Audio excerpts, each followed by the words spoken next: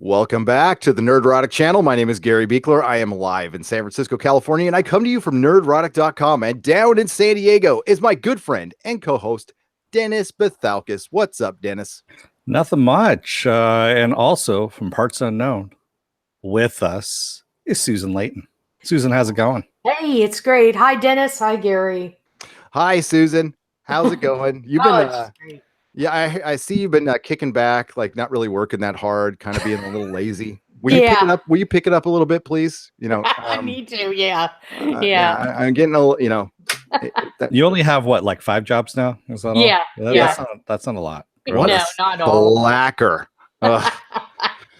Well, hello, everybody. Hello, chat. How's it going? We got Morks, sculpted leather art by Viking Bitch Mako, the Bizopolis, Damian Raw, Susan Layton is in here too, Mary Ashmead, the Wonderful Wrenches, Mr. B Natural. Hey, we like to go. That's natural. my favorite. Mr. B Natural is so far my favorort handle right now. Yes, we're going natural, at least from the waist down here. And Chris Persia. Hey, how's it going? Barb Wire. I like how you spelled that.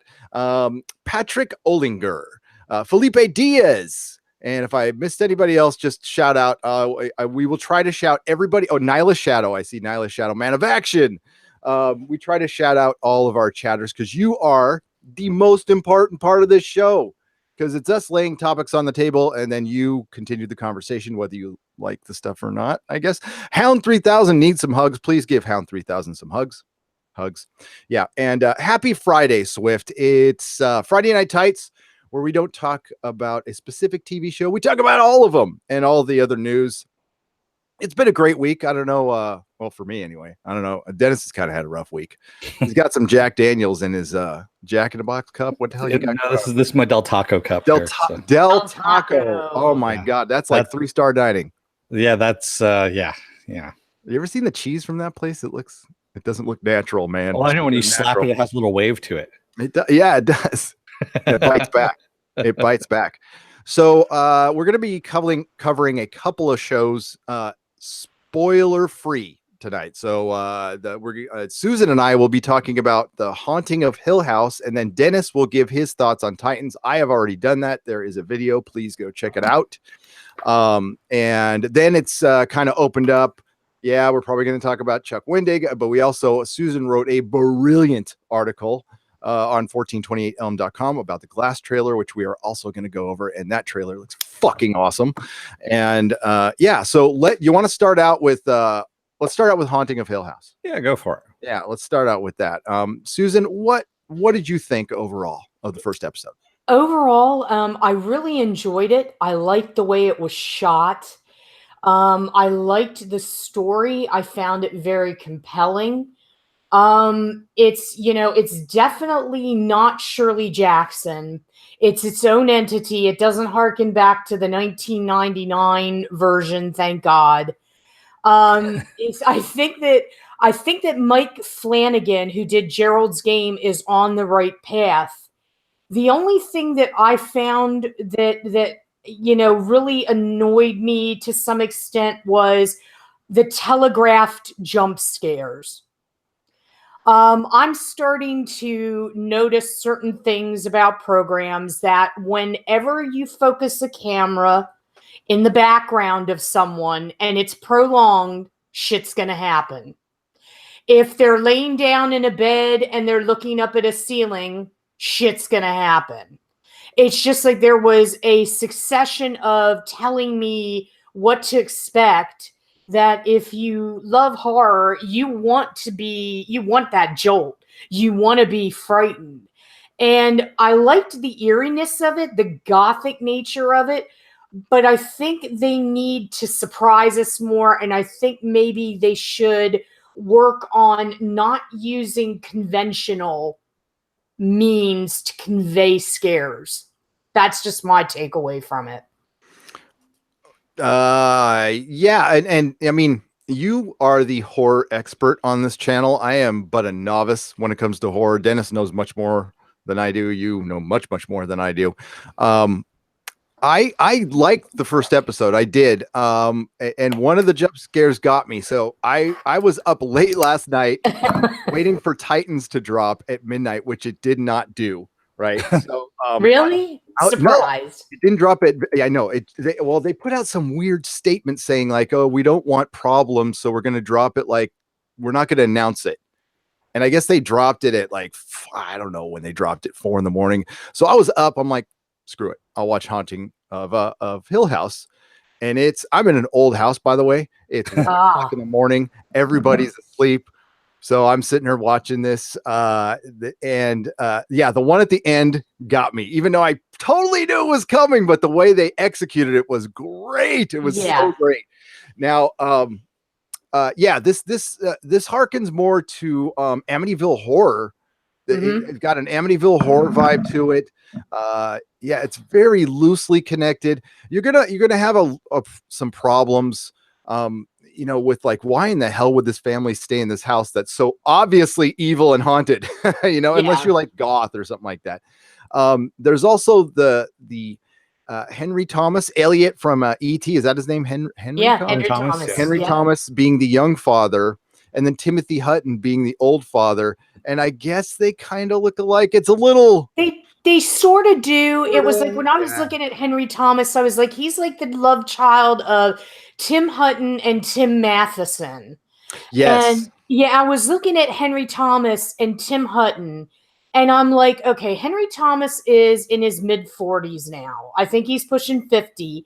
Tim Hutton, I think, is 60 maybe. They're not that far apart in age. Was my concern about that realistically being portrayed as father and the same guy in a different span of time. Yeah, it was a little odd, but not terrible. The kid actors are really good for kid actors. It was a great creepy setup, and what makes good horror for me anyway is things have to be eerie and creepy. Even Doomcock was talking about this on the stream, like, and you were mentioning on your, by the way, let's plug this right now. Susan does a horror podcast called Goddess of Gore, or is it Goddesses of Gore? Yes. Goddesses of Gore on Wednesday at what time? 6 p.m. Eastern Standard Time on Midnight's Edge After Dark. Yes, and we're very proud of her that she's over there with Mead. We love Mead. They're great people over there, and it's a great show. I've watched them all so far, so please check it out if you can, either live or as a video. The setup for the story was really good, and it took me a minute to realize that it was Dario Naharis from Game of Thrones, who's our main character playing Steven. Yep, and he was in Treme too. Yes. And yeah, he looks very, just normal. And by the way, he's an awful Dario Naharis. He's like just so unlike the character in the book, but I digress. He's good in this. He's a writer. And so something, without going too much in this, something horrible has happened to this family. And what develops is we get a bunch of flashbacks. So we get introduced to each member of the family. And then something happens, like somebody starts pounding a nail into a wall or something, and it reminds them of something that happened back then. And we go into a flashback, and it starts building the story. We find out, what happened to that family that night, and it kind of gets going immediately. This first episode really, really hooks you. All right, I don't want to say too much though, because that would be spoiling the shit out of it. As far as recommending people watch it, and I've gone 3 episodes in, I would say definite yes. Yeah. I would say yes. What I love about it too is that I didn't mention was the family dynamic. If you're looking for a very good horror story, it's not ultra gory. The first episode doesn't have gore in it. If you like the chilling kind of gothic horror story, you're going to enjoy this. But what really works is the dynamic between all the actors. Something traumatic happened to them. That it bonded them. And the actors are very adept at playing off of one another. So even though I had the question about, Henry Thomas morphing into Tim Hutton, it didn't matter because when he was talking to his kids, it was like he was their dad, and they had this dysfunctional family with all their problems that kind of like is going to, I think, going to be the crux of the story going forward, which will make it even more relatable for people. I'm going to just say right now, thank you to Joe for the $5 super chat. Look out, do-gooders. A storm is coming. I hope you brought your rubbers. Thanks, Joe. And also to Silhouetted Animator for $2. Am I too late to say that Iron Fist is canceled? No, you're not, but we will be covering that. We will be covering you. Oh, that's nice. Hey, real quick, by the way, Susan, you're awesome. I'm like so glad she's here. I'm so grateful to have Susan here. I just got to give her props. She knows her shit. God damn. Joe, thank you for the super chat. We are not done talking about Venture Brothers. I have yet to put it on the schedule because I need to talk to Sculpted Leather Art by Viking Bitch and Dennis to see when we can coordinate our Q&A and full season review of Venture Brothers season 7, and I'm hoping to do it this weekend. So Joe, I hope you can join us. So thank you for the super chat. And Silhouetted Animator, what is that? Oh yeah, got you. I love you, man. Thanks for the $2. You guys are great. Tarka Jedi's here. G'day. What time is it in Australia? It's tomorrow. It's from the future. The future. Exactly. Welcome to the world of tomorrow. So I have a little bit of I think I've said this before on the so I skip ahead. I skip ahead a little bit when I got the Netflix, and I pop and I go through scenes. I did not look at the end on this one, but I kind of see where things are going. Just, so do I want to invest my time? Because I have to watch so much effing TV right now. I have to just be careful with what I watch. And I do like to take in like hours of YouTube as well. Which is actually very important because I love YouTube for obvious reasons. And I was there yesterday. Might tell that story. Might not. I don't know. But overall, the first episode, I would give it a solid like 9 out of 10, like really good, of Haunting of Hill House. I don't know what happens later on down the road, but definitely take it in. And then we have it tentatively scheduled to do a full season review this weekend, but I kind of like Susan to join us. So we'll see like what her schedule's like, and we'll get back to you. So got any more on that, Susan? No, everything that you said is true. If you guys like horror, if you like scary, scary ghost stories, tune into this because I think it's a very well done production. Yeah. Oh God. And I didn't even talk about that. The money put into this thing. The color palette is so cool, and it just looks beautiful. And it's I've got the 4K package on Netflix. It's gorgeous. It's absolutely in your 4K TV if you can watch it. What really stands out is some of the effect scenes are really, really good and creepy. And you get the creepy like right away, like from the get-go. So they don't like take a bunch of time to build up. But if you're a fan, like you said, if you're a fan of like the OG version, it's nothing really like that. But this is kind of so far kind of how you do a remake. Like I thought it was a movie until last night. I thought it was just a movie that we were reviewing, and I'm like, oh shit, it's a series. What? Damn, that's gonna take time. Yeah. So all right. Let's get to the chat a little bit before we get to Dennis Denon. Hi, Denon. I don't know your fucking name anymore. I'm getting old. Dennis's Titans review. I'm just going to tell you guys right now, Damian Ra and Juan Fran, we're probably not going to be talking about the Witcher casting news just because there's so much news out there that we can't get to it all. And that one did not make the cut, unfortunately. So yes, I know they cast the 2 female leads, but too much other stuff. Yeah, I'm pretty happy about it knowing 0. I'm trying to get through the audiobook, guys, and it's a little arduous. But I love the concept of the series. It looks great. I'm probably going to love the shit out of that show. Mako says they leave the house the moment they see what's happening, Gary. No spoiler, but it's till that moment it's implied that it's only the kids seeing things. Yep. Mm-hmm. Hey, real quick, you want to just give the breaking news that's going on now? Let's do it. So thank you to Mary Ashby and a couple others here in the chat. Iron Fist has been canceled by Netflix. No season 3. Yeah, that's what's going on. And we kind of figured that was happening after the shit show that season 2 was. And we said it delivered significantly improved ratings. Well, yeah, they had nowhere to go but up. Oh well, there you go. Here, let's I'm gonna pull this article up and we're gonna separate this into a video. So you're gonna see this.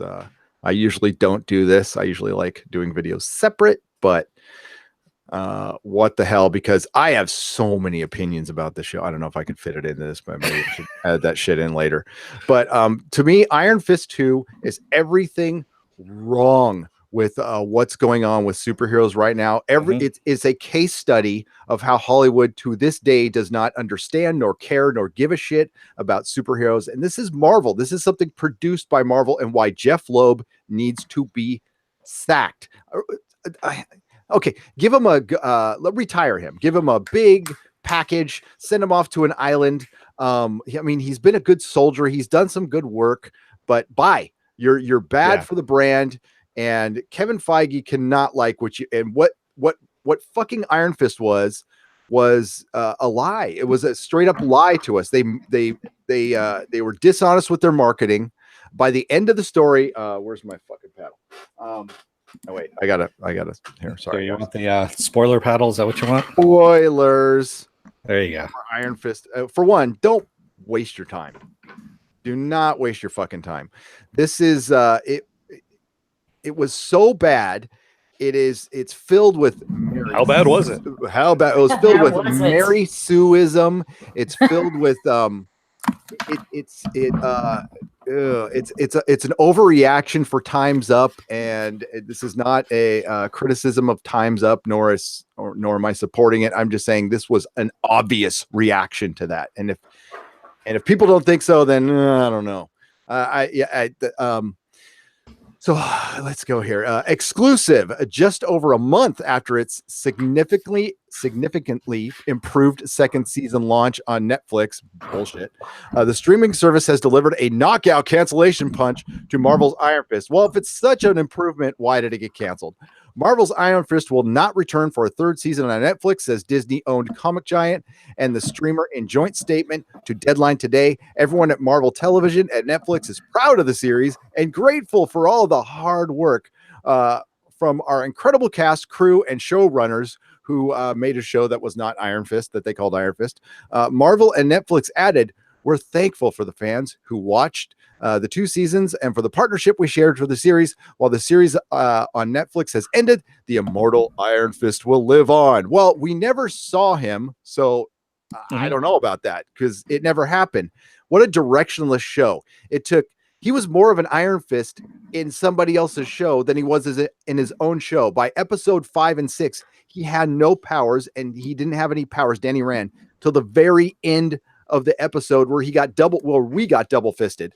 And Colleen Wing, it turned out that Danny was just carrying he was a Iron Fist courier. Yep. He carried the fist to Colleen Wing, who had a white fist that shined brighter, and it also lit up her katana or whatever the hell it was. And she was meant to have it. And I don't know what the fuck they were trying to do. There was a bunch of people sitting around in rooms talking about feelings. There was lots of interiors of very nice apartments in New York, and nothing really fucking happened. The bad guy was Davos, who was clearly the best thing in it, the only guy who really came to act. There was no costumes. And then by the end, the bad guy just was a misunderstood best buddy, and who went to jail, and they didn't kill him for some reason because he's going to not be a problem at all later. But yeah, it was so all over the place, and they ruined 2 things at once. They ruined Iron Fist and Daughters of the Dragon, and the character of Colleen Wing, who is a good character in her own right in Marvel, has her own story that they could follow, but they decided to give Iron Fist story to her. Confusing, stupid. Honestly, I think people, people who complain about DC films and what's going on with Star Wars and stuff, you kind of need to watch Iron Fist. I know it'll be terrible, but I highly recommend it because I think you can get a lot of videos out of it. And there's a lot of stuff going on in this show that was just freaking awful. And the main thing for me was just, you sold us a character and you didn't give a shit, and you basically you tricked us all. There was no Iron Fist ever, and they gave us the tease of the costume. Dennis and I were at the panel. Mm-hmm. We were selling it to you how good this looked and how the fights were improved. Well, we saw all the fights at Comic-Con. We thought we were going to see more. We saw them all there, and they were insinuating from the get-go that they were going to give us a costume, which was a bold-faced lie. And Dennis kind of knew, and I kind of knew too, when Jeff Loeb came out at the Comic-Con panel and basically pubbing Cobra Kai and not the actual show he was a producer on, we should have known there was problems. So I'm off my soapbox. I'm off my rant. Fuck Iron Fist, and I'm glad it's gone. And I think this, I think all the Netflix shows are going to be ending. I think the contract is up, but the contract is up. I think this is just the first salvo in Netflix ridding themselves of the Marvel brand. Yeah, and this show did damage to the brand, and Kevin Feige cares about the Marvel brand probably more than anybody at Marvel Comics, anybody in the television division, Bob Iger, anybody. Like, don't ever lose Kevin Feige. Yep. Please. He's a fanboy. He's just a complete and total fanboy, and that's why he rules everything with an iron fist over there. No pun intended. And I've got a couple videos coming out. One's kind of an addendum to what Midnight's Edge put out, a great documentary on kind of how Venom is going to play into the whole Spider-Man thing and how it could really cause problems for the MCU. I'm going to be doing an opinion piece based on that. It totally frustrated Tarka Jedi. And we're too far along, and we were supposed to have interaction between the MCU and Netflix. That's something they heavily insinuated, but then something happened. Now I fear for Daredevil, which is, the best thing they've done by far. I heard it's pretty good, by the way. But yeah, it's kind of a bummer. And then they're going to end this, and then they're probably going to relaunch Daredevil. I doubt they're going to carry Daredevil over to the MCU, to be honest with you. I think we were right to begin with, that when, Disney gets hold of everything, they're going to quit anything. They're going to cut off anything associated with anybody else and do their own stuff. Mm-hmm. So there we go. Sorry, Susan. It's all right. Yeah. So let's, to continue, cause we're starting off kind of negative right now. Let's just get the rest of the negative out of the way so we can get to the fun stuff. Dennis needs to talk about Titans. Now, again, my opinion on Titans. I didn't totally hate it. I didn't, even though Akiva Goldsman's name is involved with it. It's too early to tell. Starfire looked awful. She did, but it's in the context of the story a little bit, but still that doesn't excuse. I mean, it looks like she's going to be wearing that throughout the whole year. And that costume is just bad. It's not good. Beast Boy, while that was probably the most accurate to their character, it was like a 3-second scene at the end. But Dennis, your thoughts on Titans? Without going into spoilers, that was probably the shittiest thing I've ever seen. And I watch CW shows. So at some point, I actually got up and went and contemplated cleaning the bathroom. Whoa. That's how bad it was. It looked at some point like a fan-made film, especially when Robin was doing the fighting. I know everyone's going, it's a great fight scene. No, it's not. It was a horrible fight scene. Horribly bad fight scene. Starfire, the whole, and I'm just going to say, it looks like they're going with The Hidden, which is an old 80s movie, by the way, for those of you playing at home. That's what it looks like they're going with Starfire's origin, which is completely wrong for the character. Totally. Yeah. So I'm really pissed about that. And then Beast Boy, you get a little bit at the end, and that looked like shit as well. So I want to talk to you about Starfire. Okay, so I kind of liked it, and I kind of fanboyed out a little bit. I'll admit it. All right. So seeing Robin realize for the first time in a costume, and I don't count Batman and Robin, and him fighting, I kind of dug it. But I see your point. With Starfire, I want to talk about like just forget her look, how the character acts. The thing that's cool about Starfire is Starfire's badass. There's no question she's badass. Her origin is galactic in scale. She's a princess who's betrayed. A lot of very Game of Thrones stuff happened to her, but she's still like this really nice. Yeah, she's very naive, but at the same time, both ways. Yeah.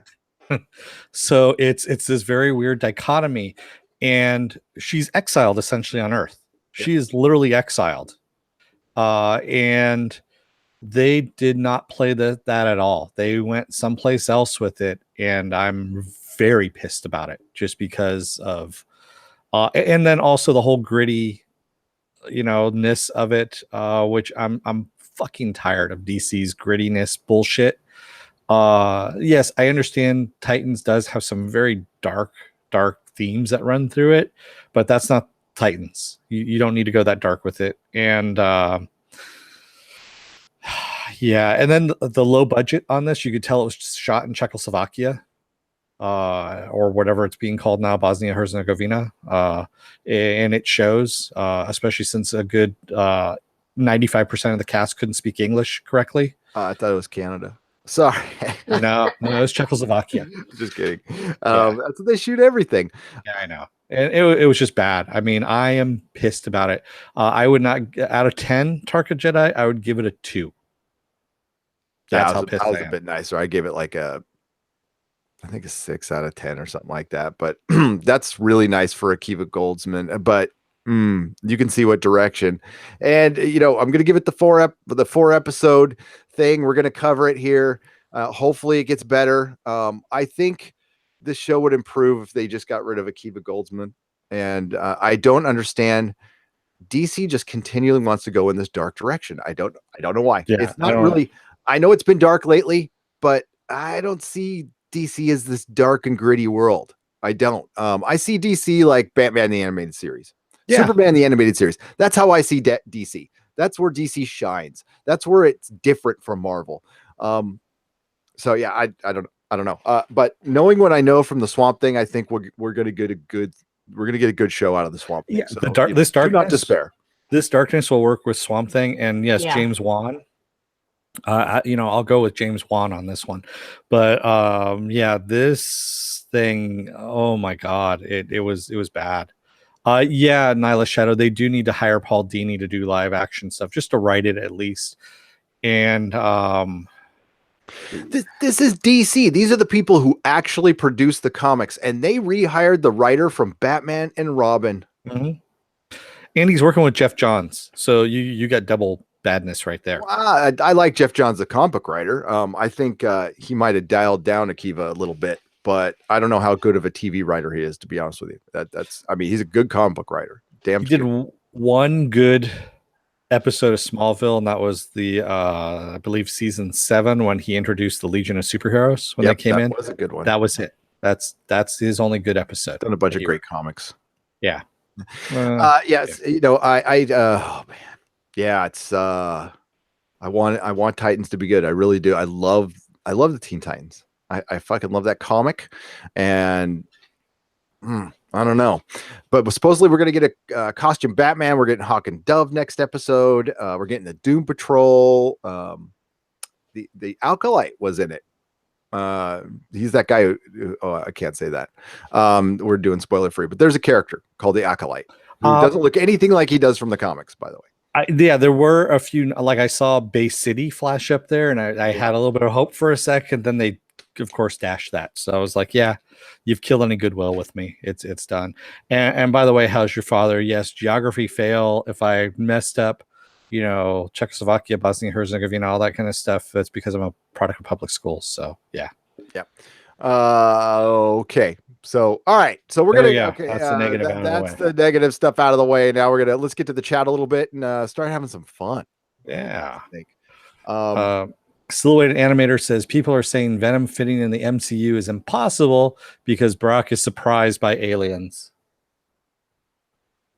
Well, I mean, that's a good point. I mean, I can't argue with that. I don't think Venom's going to fit into the MCU. Actually, we have it on our list today, but we probably won't get to it. But Mead did a great video on how it could really, how Spider-Man's probably going to be leaving the MCU. And I agree with that statement, unless they renegotiate very soon. I thought the Flying Grayson sign was going to turn into the During Grayson sign. The During Grayson sign. LOL. Sorry, I don't get that. Maybe I read it wrong. It was not Iron Fist. It was Bad Daughters of Dragon. So unhappy with what they did. Some great characters. Where was the suit? Right? Yep. Tarka Jedi. They had it, and it didn't look stupid. They actually took the mask like that was pretty much one of the most comic accurate masks I've ever seen, and it looked great. And the thing was, Danny Rand in Luke Cage season 2, episode 10, was Iron Fist in it. He had the whole attitude playing right. He had the powers, everything. Why didn't they just transport that into season 2 of Iron Fist? Why not? Nyla Shadow says, I just hope they don't have a ghost villain who can be defeated or confronted. That's where the 1999 movie primarily failed. Hill House itself is supposed to be the evil entity. I can't say anything. Yeah, but I know the answer. Confirm or deny. I can either confirm or deny. Terry B, I just have to mention this one little woo-woo warning just for a second, guys. Have I been seeing you in Richard Dolan's streams at Tarka Jedi? I'm in those streams, by the way. Love Richard Dolan, by the way. Oh, Richard Dolan? Yes. Richard Dolan's like, he's my favorite ufologist. He's like the most legit, the smartest, the most eloquent, most believable. And yeah, literally none of my friends watched Iron Fist season 2, and one even didn't know they made a season 2. So not surprised they canceled it, said Mako. That's saying something. Oh, Netflix, they don't really promote their shit at all. No, they don't promote anything. Chris Prissa? Persa. Okay, there we go. Sorry. I believe the news of the cancellation will be the highest ratings Iron Fist will ever get. Well done. Yes. Nyla Shadow says, and he quotes, Hill House, not saying stood by itself against its hills, holding darkness within. It had stood so for 80 years and might stand for 80 more. They changed it to 100. But really? They did. So my house is as old as Hill House. But it's not as big. Hill House is mighty big. Is it haunted? I think there's some clowns that might have been drowned in the basement. Well, Dennis knows about the ghost cat. I've already told the ghost cat story. We were definitely haunted by a ghost cat for like 5 or 6 years, and then it went away. I don't know. Maybe it walked into the light. I'm not sure. It got chased away by a dog. Ghost dog. Yeah. Wait. No, I was thinking Forrest Whitaker. No. Oh, that was sorry. Samurai. That's a good movie, by the way, too. Yeah, that's a good movie. Tim F says, horse shit. Everything from Danny Rand being terribly cast to a shit version of Daughters of the Dragon sucked so bad. Yes, I agree with you. Crap, mega crap. Crap. God, I wish I could. That's the only soundbite I want to use in this show is the J. Jonah J. Well, the Venture Brothers one saying "fuck this, fuck you, I'm out," and J. Jonah Jameson's crap, mega crap. I'll pay a scale. I was hoping I could get an advance, and then his laugh after that is just perfect. J.K. Simmons, greatest actor of our time, straight up. A most accurate version of a comic book character ever is J. Jonah Jameson by J.K. Simmons. Yeah. Mako says Netflix will probably cancel all the Marvel shows and replace them with some sort of Mark Millar comic universe. Yeah, considering that they own the Millar universe now. Oh, I think that's where they're heading. And honestly, I'm looking forward to those. Those are going to be good. Millar is a sick bastard, but he's also a very talented writer. I know he's not for everybody, but I fucking love the guy. You know what I hope they do? I hope they remake Wanted into what it used to be. They need to. I think they will. They will to what a proper Wanted. And screw it. Cast Eminem. Yeah. Yeah. And Holly Berry. And Halle Berry. Yes. Bring them both in. And if you can get them, bring in Tommy Lee Jones. Oh, yeah. Oh, if he would do that role, that would be so good. Yeah. Really Jones filming gear porn. Yeah. That's never been done. Oh, God. I never watched Iron Fist season 1 or 2, says Patrick Olinger, and you are one of many, Patrick. They should have killed off Davos. Yes.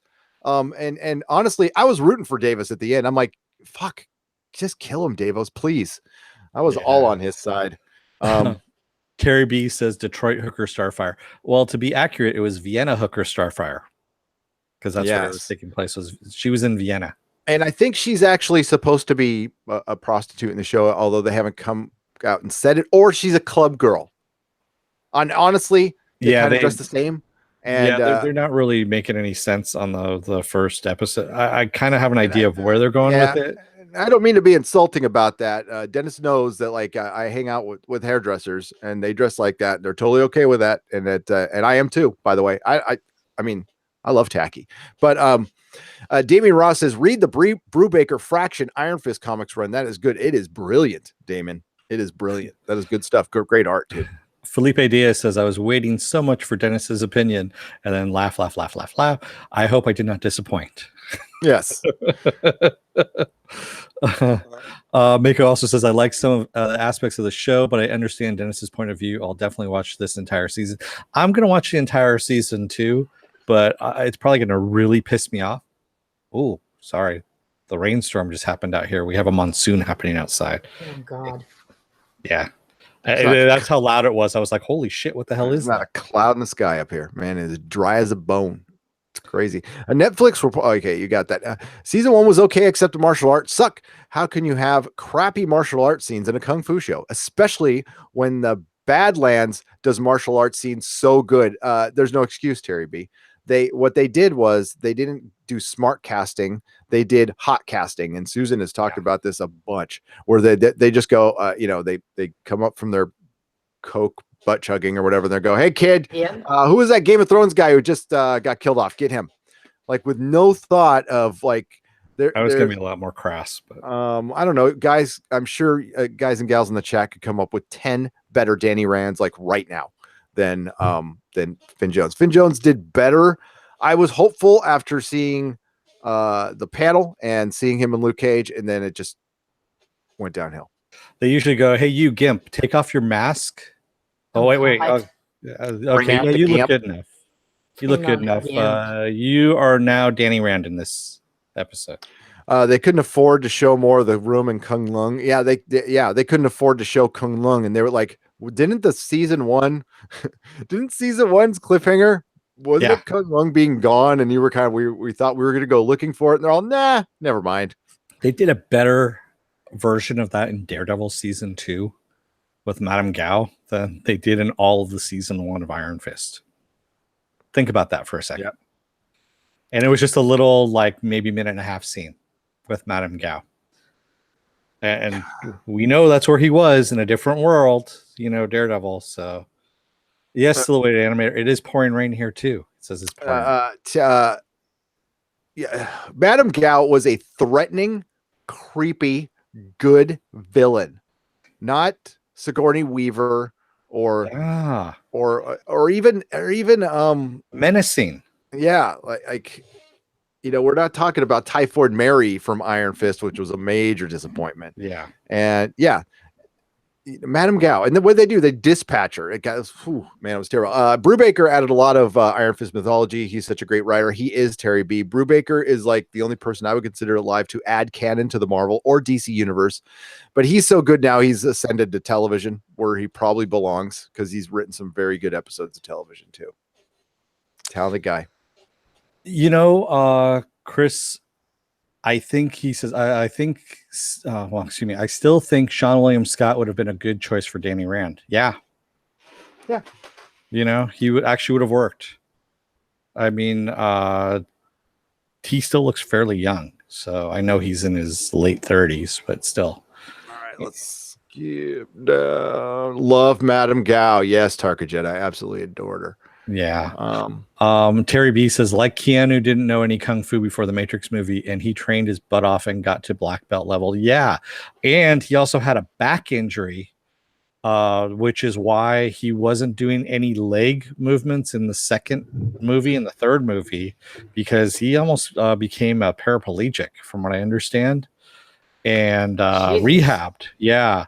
And so that's why he was only doing upper body movements in 2 and 3 because of the damage that had done. And now he's healed up again. So now he's doing all the stuff now in John Wick, which is awesome. That's brilliant. Yeah. Thank you, Silhouetted. Thank you, Silhouetted Animator, for the $5 super chat. Luke Cage will probably get canceled next, and a Heroes for Hire show will probably be on the Disney streaming service. One can only hope. Yeah. I mean, I like the guy playing Luke Cage. Keep him. Yeah, Mike Coulter is awesome. Yeah, maybe with different writers, I don't know, but that whole direction they went was ridiculous. Yeah. I started to love Keanu Reeves. Used to get a lot of shit. I've always liked him, but I liked him even more when I heard like how private he is, how cool he is. Yep. Like he's a very down to earth dude. All the shit he's been gone through, all you know, with his the passing of his girlfriend in the car accident, and it's like horrible. The loss of his baby. Yeah. I mean, I fucking love Keanu, and I liked him in Constantine. Yes, I did. And the dude actually, he takes the subway everywhere in New York, from what I understand, and he's really cool about stuff. I guess he was actually in the Bay Area a couple of months ago, and there was a wedding going on in this one little kind of winery thing, and he was in the bar, and the bride and groom happened to see him, and they asked him, they said, "Hey, can we pose the picture for you?" And he does this really cool badass like this kind of picture with them, and it was really kind of funny. Joe, thank you for the $5 super chat. Joe misses fucking Venture Brothers as much as we do, my friend. The cloud is making me hungry. What flavor is it, Monarch? Oh wait, sorry, that was Gary. Sorry, bad voice. This Pineapple. making me hungry. Pineapple. Is it pineapple? Is it pineapple? Speaking of Constantine, I was very happy to get this. I'll be reviewing this. Nice. Yes. Oh, I got suckered into some good packaging. Okay. The Stranger Things VHS thing is pretty dope. Oh, nice. Yeah, it's Target. It's a little expensive, but it's even got like the bad label on it. And I know Hitchhikers, I mean, a bunch of people are going to start doing this. Hitchhikers doing this too, but like this was cool. Yeah, you got like a VHS tape, and reminds me of the old days, like because when I used to rent videos when I was manager at the warehouse. It was a fun time. Constantine kicked ass. Love Keanu is what Tim F says. Yes. I actually have that on DVD because it's a good movie. Is it a faithful adaptation? No. But is it a good movie? Yes. It's actually a really good movie. Yeah, I mean, like as an Elseworld stuff. I mean, of course, at least he fucking smoked in that one. So yeah, exactly. And Peter Stormare as Satan. Good God, man! Perfect casting there. Yeah, so good. He's so good, and especially when he's lighting the cigarette. And he keeps moving it. No, I'm forgetting her name now. Rachel Weisz. Not Rachel. Weisz. Tilda Swinton. Tilda Swinton. Yeah, she was great too. That was a solid movie. Mm-hmm. It really was. All right. So thank you again, Joe, for the super chat. Really appreciate that. Yeah. So how about some news? Let's go for some news. So we all heard about James Gunn, yep, who's going to write and possibly direct Suicide Squad 2. But did you hear that right after it got announced, Dave Bautista was like, "Where do I sign up?" And people are saying that he possibly could be Bane. Oh, they had a lot of suggestions for him. It was like Bane, Solomon Grundy. Yep. Mr. Freeze. I don't want to see Bane. Killer Croc. Yeah, they had a bunch of suggestions. No, Solomon Grundy would be great. I would love to see Solomon Grundy. Yeah, I mean, I did a video on it. What do you guys think? I'm all for it. I mean, DC movies sucked, so having a test proven writer and director of a comic book movie, like 2 successful comic book movies of some obscure material, would work well with this and could only help DC. I mean, even though Suicide Squad won an Academy Award, I don't know why, but it did. I think James Gunn Marvel's going to rue the day that DC got him. And kudos for him to going to his competition, because he's probably going to kick ass over there. And, for me, I hope Dave Bautista goes over there, and I'll tell you why. Yeah, he was pretty vocal about Guardians of the Galaxy, but what I like about him is he stuck by his friend. Yeah. And he knew what the consequences would be, and he's like, you know what? James is a good guy. I'm going to stick by him. I'm going to do, he did some bad things. We won't even get into that. That's the past. But it's like he stuck by him. I hope he goes, and I hope Michael Rosenbaum comes over too. So Michael Rosenbaum, same thing. He said, he quoted Dave Bautista's tweet and said, "Where do I sign up as well?" And people have started running with it, and they're like, "Well, why doesn't he come back as Lex Luthor?" That won't happen. Not in a million years. No, it won't. But I mean, still, that would be pretty freaking awesome. You have to admit. Maybe they can bring him on as somebody else. I could see him coming on as the Toy Maker, or who else? Joel. They got to get Joel Kinnaman back.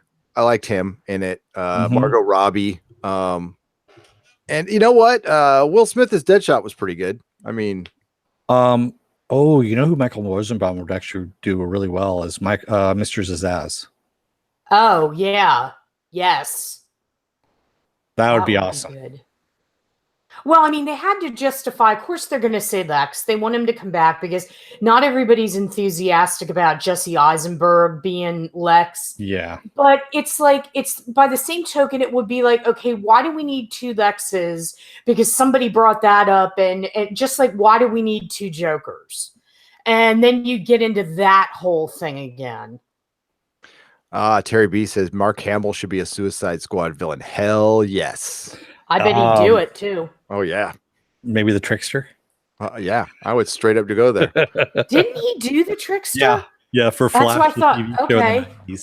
And also this version of the Flash as well. That's on CW right now. He actually went back to it.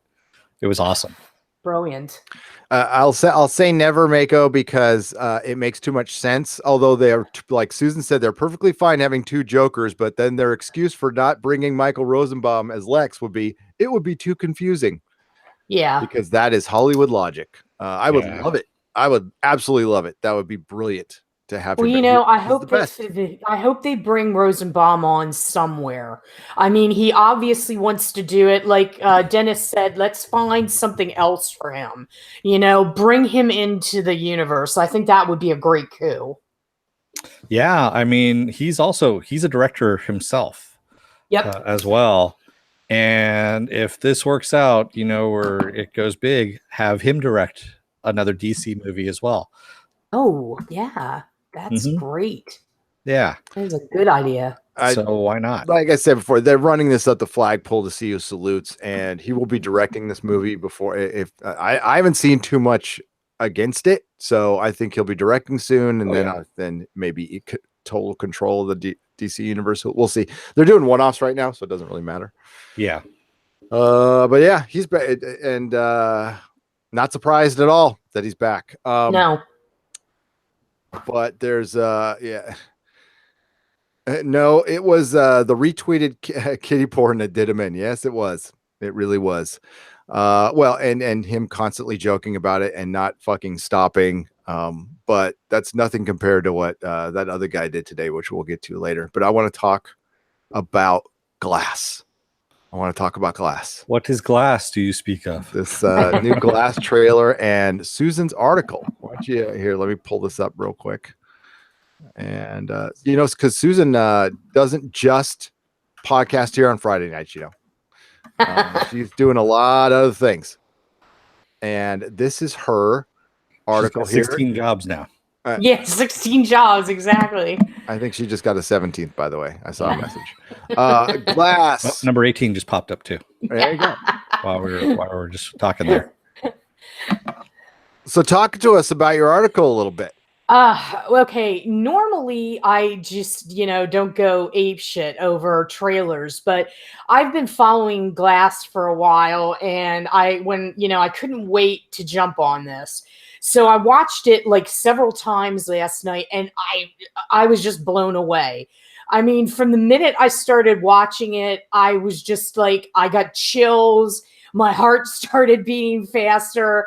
I was like, this has got to be one of the best things that I've seen in a long time. And I'm not kidding when I say DC and Marvel, you need to watch your backs, because this is a bona fide superhero movie. It is, it's got all the makings of a superhero movie. You've got the villain, obviously. You have the villain's henchman. You have the low profile guy who really, like the Clark Kent, I guess you could say. And the whole premise behind it, and a lot of people were upset because they're like, oh, this trailer, there's leaves nothing to the imagination, but it does. It gives you enough of the story that you are going to be compelled to go to the theater. The best thing about this is the fact that it's grounded in realism. You don't have the supervillain as some guy in crazy clown makeup or somebody with mechanical arms. This is a real deal guy who is paralyzed, who, might have given up living, but actually planning something pretty damn dark. And the whole thing behind it is, we have to be concerned about what lurks in the souls of our fellow man. We're capable of good, but we're also capable of dark. And that's what Shyamalan taps into here. And when you see the dynamics between Glass and David Dunn and Kevin Wendell Crumb, it's just sheer brilliance. And the scenes with them together, I urge all of you, if you haven't seen it, see the trailer. It's just amazing. And it's like the aperitif before the real deal action. Yeah, I mean, it's hard to describe trailers, especially when we can't show them, Yeah. It kind of sucks. But this one is really worth watching, and I am just psyched about this. Now, hopefully we don't get, M Nighted again, right when he's at the end of like, part of his redemption story. I love his redemption story. Like the shit goes to his head. He gets taken to task, fights his way back, goes back to something that everybody loved. I mean, it didn't do like super well at the box office, but Unbreakable's good. Yeah, we were talking about that. That's what he should have gone back to. We were like, holy shit. Was he listening to one of our podcasts? Yeah. I mean, we for a long time ago, by the way. It's with this, if DC wants to do dark, do this kind of dark. Watch this movie, DC, get it right. Because I mean, I really kind of went off on the trailer in my article because I was just so caught up in the dynamics between everyone. And, for James McAvoy, he's really amazing because you actually get to see him do something very improv when Sarah Paulson is trying to basically induce the beast out of him. She has to get through several other characters, and it's just simply amazing how he can just go from one to the other and back and forth. And I think this role for Bruce Willis is going to negate some of the things that he's done in the past recently. Yeah, he hasn't had a really good hit in a while. No.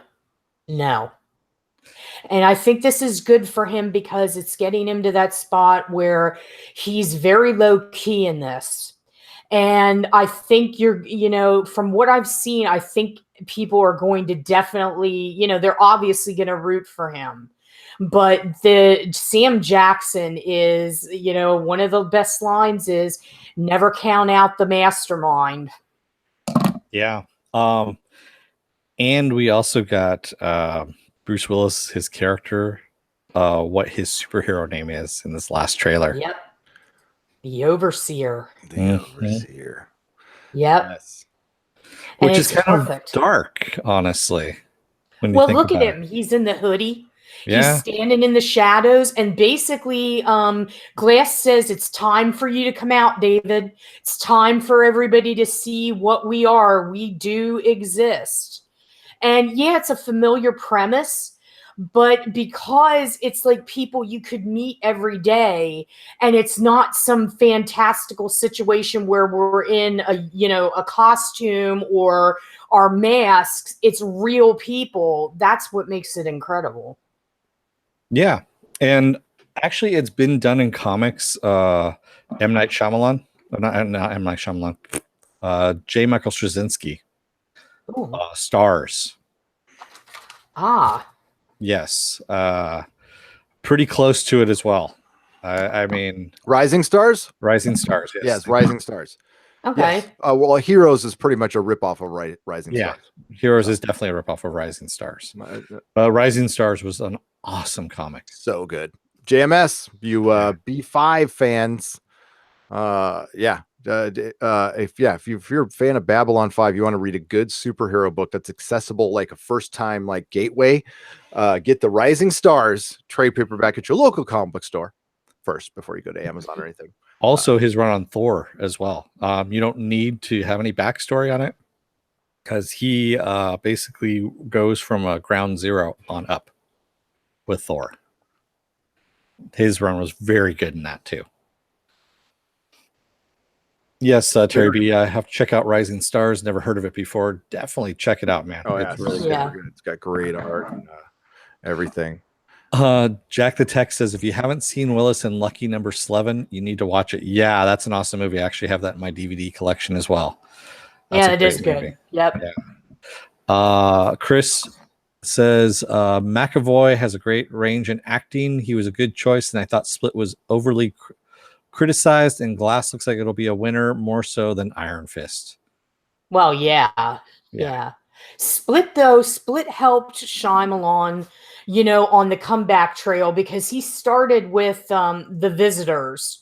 Or The Visit, pardon me, The Visit. That was his kind of reintroduction in 2015. And then we had Split, and I think that was what brought him back from the precipice that he was on there from self-absorption, I believe.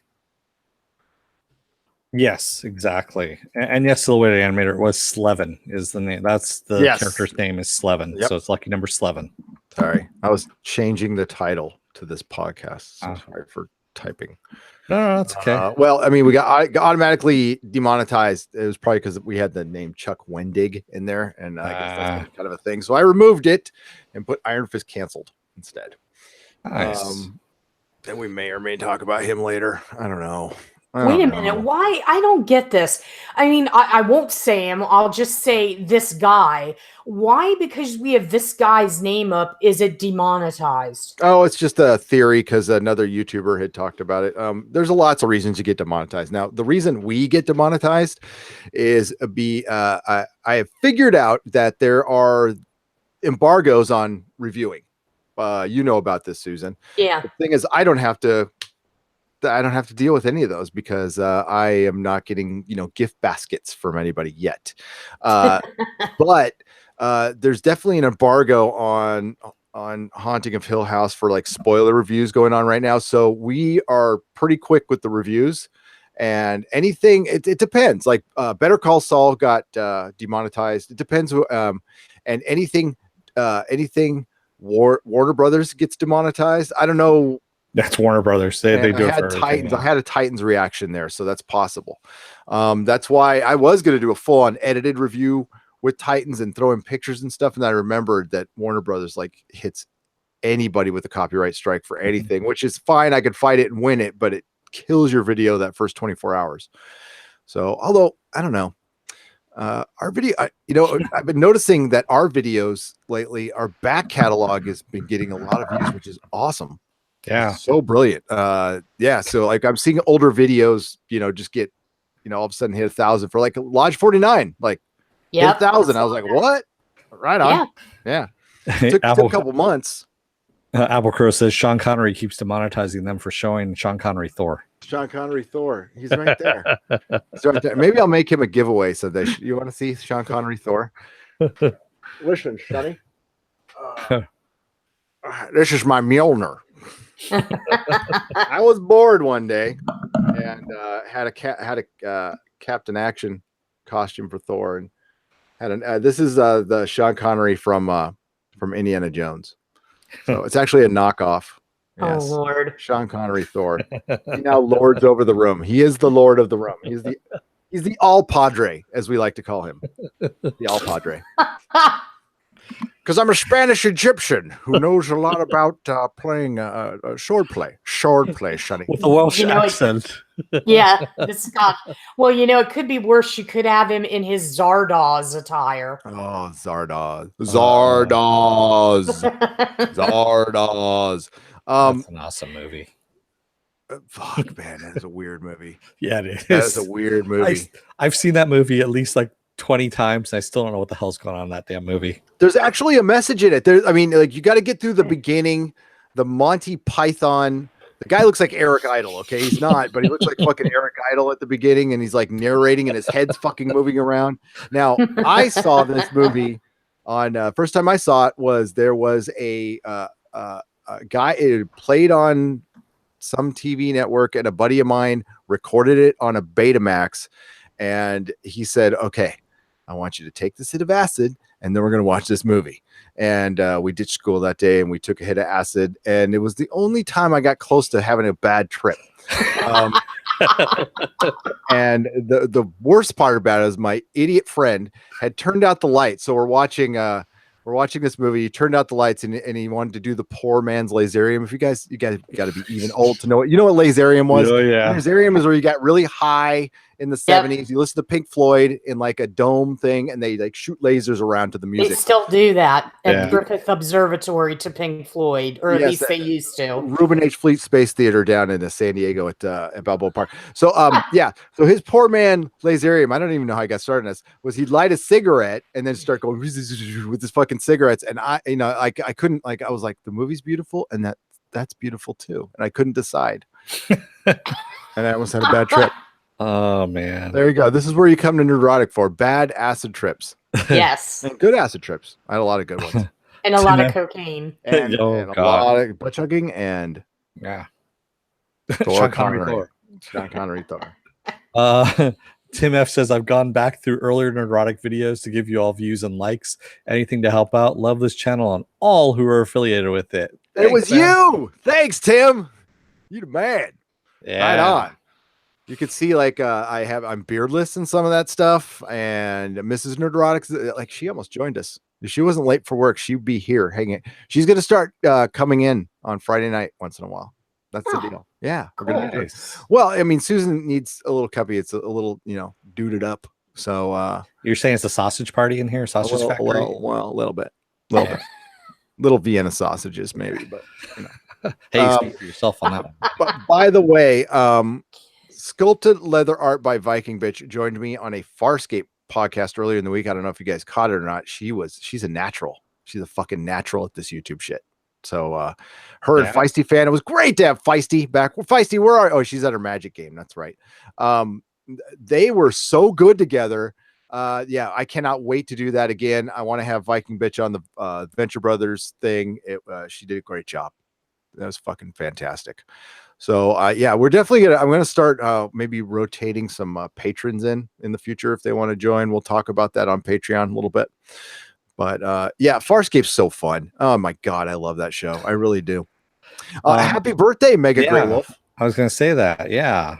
Mega Grey Wolf. It's Mage, right? Mage Grey Wolf. I'm sorry. Do I keep saying Mega? I'm a fucking. Yeah, you keep saying Mega. That's why I was like Mage Grey Wolf. Sorry, my bad. Happy birthday, Mage Grey Wolf. It's my birthday today. Got some Kilo Kai rum and some streams to chill on. I'm celebrating with you. I got my Jack Daniels here. So happy. Do you want to say how old you are? there we How go. old are you? They'll answer back. Rough Girl says, and we come here for the porn. Oh yeah. Everybody Wow, does. wow. We I do.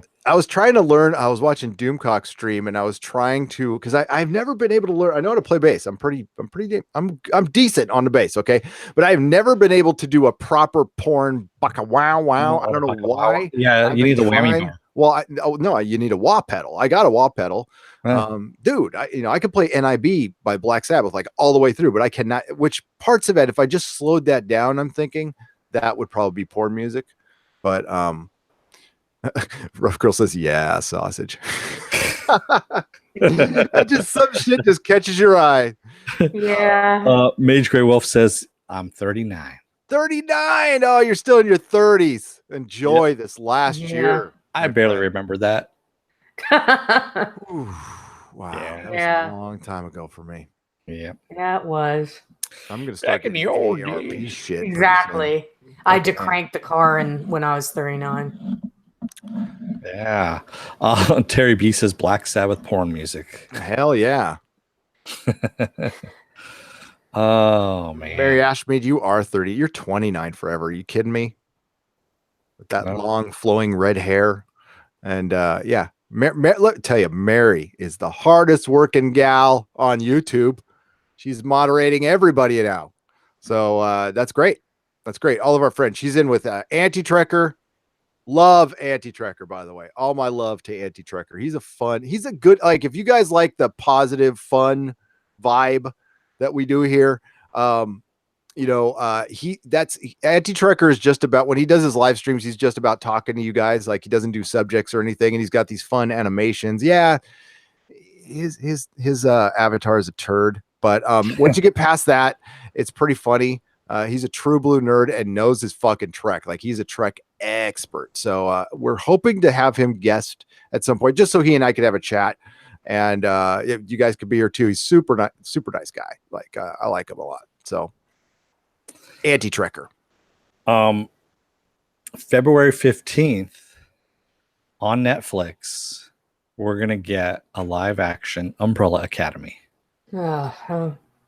I'm fucking down. Yeah. I am so down. That is a great comic book. Gerard Way.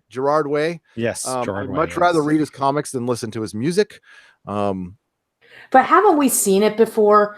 Haven't we had this premise before? 6 people that are special, that can't get along, they're sort of dysfunctional.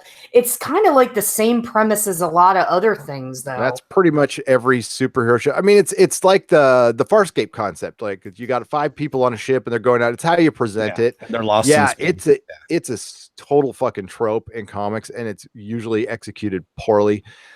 If they do what the comic book does, this one is different. It really is. Okay. Yeah. It's very interesting. Now, it could go bad too. I like the guy that looked like David Tennant in Fright Night with the what did they call him? They called him Super High. That was pretty funny. Yeah, because he's pretty much high all the time because he can't really deal with things. So he finds different ways of getting high all the time. Oh, so they I did that. I did that for a long time. I didn't become a superhero. I was hoping, man, like one day I'll OD and become a superhero. I'll be OD man. OD man. Oh, whoa. Yeah. Saul Goodman. Man, there's some people pissed off about Better Call Saul. Why? Well, they feel like the ending, the season dragged a little bit, and they felt like I don't want to spoil anything. It took 4 seasons to get to where they got to. They felt like they should have gotten to that point sooner. Saying something, I know what you mean. Yeah. And I will agree with them on that. I found this season to be not the best, but not the worst. The acting is still top notch. Seahorn, what's her first name? Oh, fuck it, I forgot it. She is fucking amazing. Yeah, it's a good show. Hey, haters gonna hate Mako. Yeah, well, you know what? I don't think it was haters. I mean, I know what you're saying, but I think I got some interaction on Twitter. I thought it was really well reasoned. I thought they had a very good question about it, and they weren't like coming out going like "fuck this show."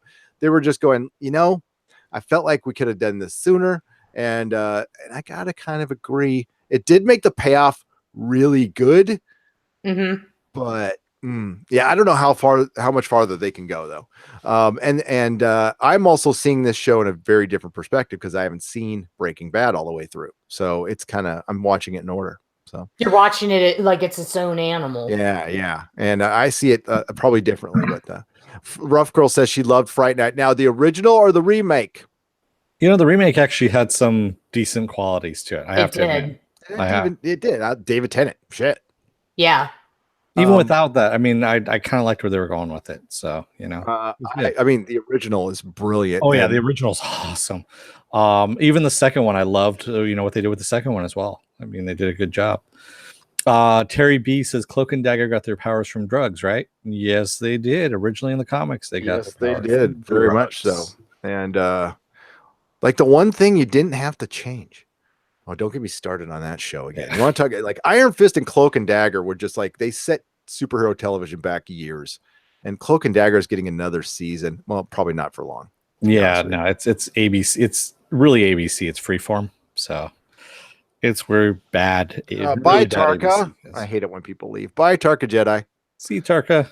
Probably late over there or down. Bye, Tarka. He said it was 12:22 when we started, so it was late in the future. How could it be late in the future? Well, it is. Maker says, "Can you get superheroes from butt chugging, Gary?" Yes. You can think you are. Yes. You can, be Captain Butt Chugger. Mm-hmm. Yes. And speaking of butt chugging, you know what's coming back? Future Man. Yay. Yeah, I'm actually jazzed about that. Future Man season 2 is going to premiere on January 11th on Hulu. Yep. That's going to be on our schedule. I haven't put up the schedule yet, but I'm working on a calendar for our website, and that will be on it. There is actually, if you go to nerdrotic.com, there is a bunch of premiere dates. I've done my homework on that, and here I'll tell you something. Wherever my mouse went, hang on just a second. Stretch, Dennis. Keep going. Yeah, there we go. So Silhouetted Animator says Cloak and Dagger had nothing happening for 10 episodes. They really didn't. It was a lot of people crying and holding each other in the hall. Oh, by the way, I just want to say I was watching Titans, and one of the things that made me laugh was Raven at one point. She grabs Dick Grayson, and I said, I leaned back because I was pissed off, and I went, "Hold me," and she says, "Please hold me," and I started laughing. Good call. Oh God, it was so badly written, so badly written. Do people? I missed that. Did she say "hold me"? She did. She I must said, have blocked that hold out. me. You had to have, because that's really inappropriate. He's a cop. She's a young teenage girl. Yeah. I mean, I was mentioning in my recap. It's like, yeah, I know Dick Grayson's a detective in the comics. He's a little older. He's a little bit older, or this guy just looks really young. Okay, so he looks pretty old, honestly. Upcoming, what? Yeah, I honestly, for Dick Grayson, he didn't. Dick Grayson, he looks very young. He's supposed to be like pushing late 20s into the 30s. Like I thought he bails like when he's like in his mid 20s. I guess it could be mid 20s maybe. Mid 20s is when you're super angsty. I know a lot of people think it's in your teens. No, not for me. Yeah. 25 is when it starts. As soon as that frontal lobe like finishes up, okay. So coming up for just from here on out, our next show that we're going to cover, of course, is Daredevil season 3 on October 19th. I hope you all have your pens out. We're going to do a Nerdrotic premiere for Origin. It's on YouTube. It's got Draco Malfoy in it. It's 11/14. Night Flyers, December 2nd. Marvel's Runaways is December 21st. That drops all at once. The Orville. The fucking Orville. Yeah. Thank God. Like, this is a major show for us coming back. This is like the first major show for us coming back. That we have a I don't know, like a pantheon of shows, maybe like of the top 10 ones. Orville's it. Orville is definitely Oh, firmly in there. yes. We'll be covering every episode live right after it airs. Project Blue Book, January 8th. That one, Susan's going to join us. Yep. I'm fired up for that one. That one looks great. Deadly Class, January 16th, 2019. Star Trek Discovery, the very next day. Squeezed in there too is Future Man, January 11th as You well. already said that though. Yeah. Okay, so and January 17th is Star Trek Discovery. Again, we will be covering that live. Now we have some affiliated channels, and we're going to be stepping all over each other on that one, I'm sure. But what I'll try to be is the first one and the least thought out. So I can promise I'll be first and the least thought out, and we'll go from there. And we'll be live right after that airs on the West Coast, which is, I think it's 5:30, 6:30. And the last one with a date is Umbrella Academy, which is the February 15th. I'm sure that I haven't heard any dates on anything else yet. The rumor is Counterpart will be January, February. That's what I last heard. And we also have the Tick on the 15th, February 15th as well. But that drops. Is that going to be dropping all at once, or is that going to be first 6 episodes, I believe? Yeah, that will not be episodic. I don't. When are the other DC Universe ones dropping? I mean, is it just Titans right now, or it's just Titans right now? The next one's supposed to be Doom Patrol, and then Swamp Thing. Okay, and the Punisher. Again? I'm sorry. When Swamp Thing again? I don't know. They still haven't given a release. I don't think they've started filming that yet. So Punisher will be probably in March, I imagine. So they're saying December is what I've been hearing, which is kind of weird. No, I thought I heard that it's coming out next year. Yeah, who knows? I mean, it's probably next year. I don't think they would do it 2 months. Well, it's one podcast from us, so it's not really an episodic thing, unfortunately.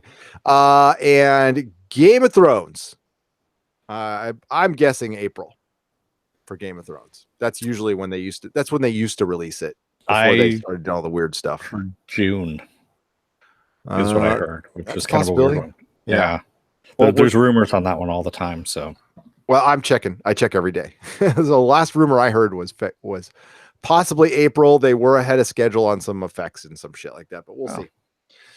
We'll see. I'll probably be disappointed, but oh well. Renee Monseo says Hunter S. Thompson was a superhero powered by drugs. Yes, he was. Oh God, he was. Yes. God bless Hunter S. Thompson. Gonzo. Dr. Gonzo. Oh my Dr. God. Gonzo. It was fucking. Oh God, I love that movie so fucking much. Yeah. God, the Terry Gilliam. Yes. That's awesome. Fear and Loathing. Fear I and also Loathing. liked Bill Murray did it Or the earlier. Buffalo Roam. Yep. Yeah. Oh yeah. That was good as well. Yeah. If you ever want to see early San Francisco, that's There all you shot go. in San Francisco right there. It's really kind of cool. No news on. I'm looking. I'm trying to do this. I'm looking for Taboo season 2 news. Still none whatsoever. Rough Girl says Counterpart in February. Nice. Yeah, I thought I saw something, Rough Girl, but yeah, that's great. Oh, I can't wait for that to come back. That's going to be good. So let's get to the chat a little bit. Yeah, that's what I was going through a little bit of it. Mako says, is Constantine City of Demons good, Gary? He just got it today. So yeah, I'm going to check it out and see if it's worth doing a review on. So yeah. Rough Girl says, where is Project Blue Book showing? That's going to be on the History Channel. Yep. Yeah, that's going to be on the History Channel, which will be available if you unplugged like on Sling or DirecTV Now or YouTube TV, one of those. Yeah, and I have the hookup for us guys too to see stuff early. Nice, sweet. Silhouette Animator says Doom Patrol comes out in February. Oh, great! That's great. Thanks, Silhouetted Animator. And Swamp Thing summer 2019. Ooh, I cannot wait for Swamp Thing, man. Yeah. That is the thing I am the most excited about from the DC universe. With Verheiden and Juan involved, it's going to be the shit. Oh yeah, no, I'm definitely into that. Renee Monseo says, is Dick into Starfire and Wonder Girl? That's a loaded question. It's isn't it supposed to be a Starfire in the dick? Well, the last episode, plug your ears if you don't want to hear a spoiler. Spoiler. Wait, I can't knock Spoiler down pad? Sean Connery. Spoiler. The Spoiler? last episode is called, are you ready? 5, 4, 3, 2, 1, Donna Troy. Ah. So I imagine we're gonna see a little Wonder Girl action, an OG Teen Titan. Nice. We're supposed to see Cyborg too at some point. So Yeah. I don't know how they're going to afford all that stuff. It doesn't look like they can really afford. The effects were not good. No. The fire effects. That's all I'm going to say. Not good at all. Didn't you like how? Oh, I don't want. That's spoilers. I can't do that. Constantine. Yeah, I'll let you know. Silhouetted animator. I can't wait to see it. I am a ginormous Constantine fan, so anything they spit out, I will buy.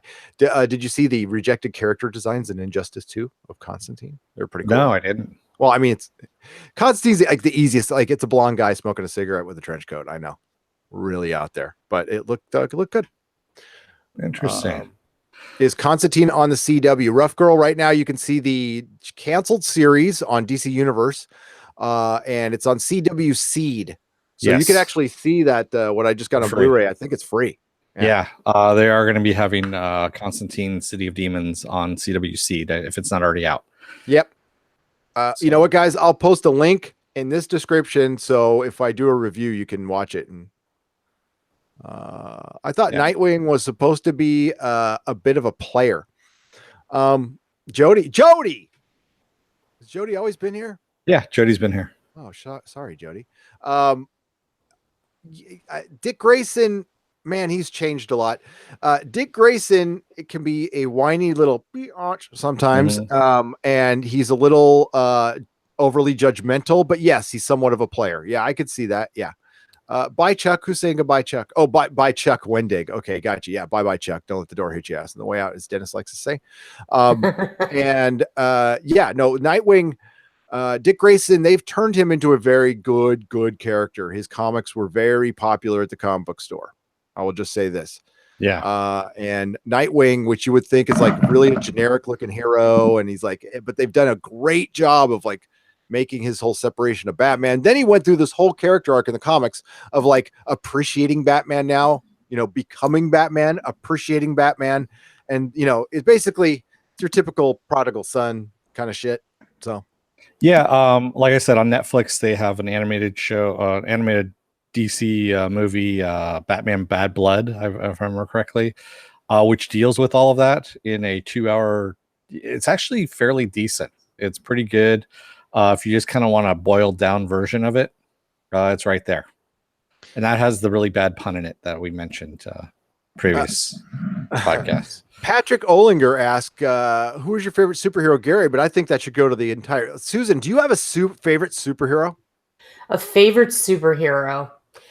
Oh, wow. I actually do like quite a few of them, but I have to go with two. I did like Wonder Woman. I watched Wonder Woman, Linda Carter, when I was growing up. So she was one of my favorites, along with, oddly enough, Supergirl. But I also like Ultraman. Oh, nice. Now, big Ultraman fan. Which Ultraman? The 70s version? 60s yes. version, I should say? Yeah, the 60s, 70s version. Yes. It was tacky. It was cheesy, but the beta capsule. Do you guys remember the old Bic pens that were huge, that had like 1 million colors in them? Mm-hmm. I have one sitting on my desk at work. Yeah. That was my beta capsule as a child. So nice. Yep. Yeah. I love that show. Yeah, exactly. Ultraman. Yeah. Brilliant. Yeah. I love that. Dennis, who's yours?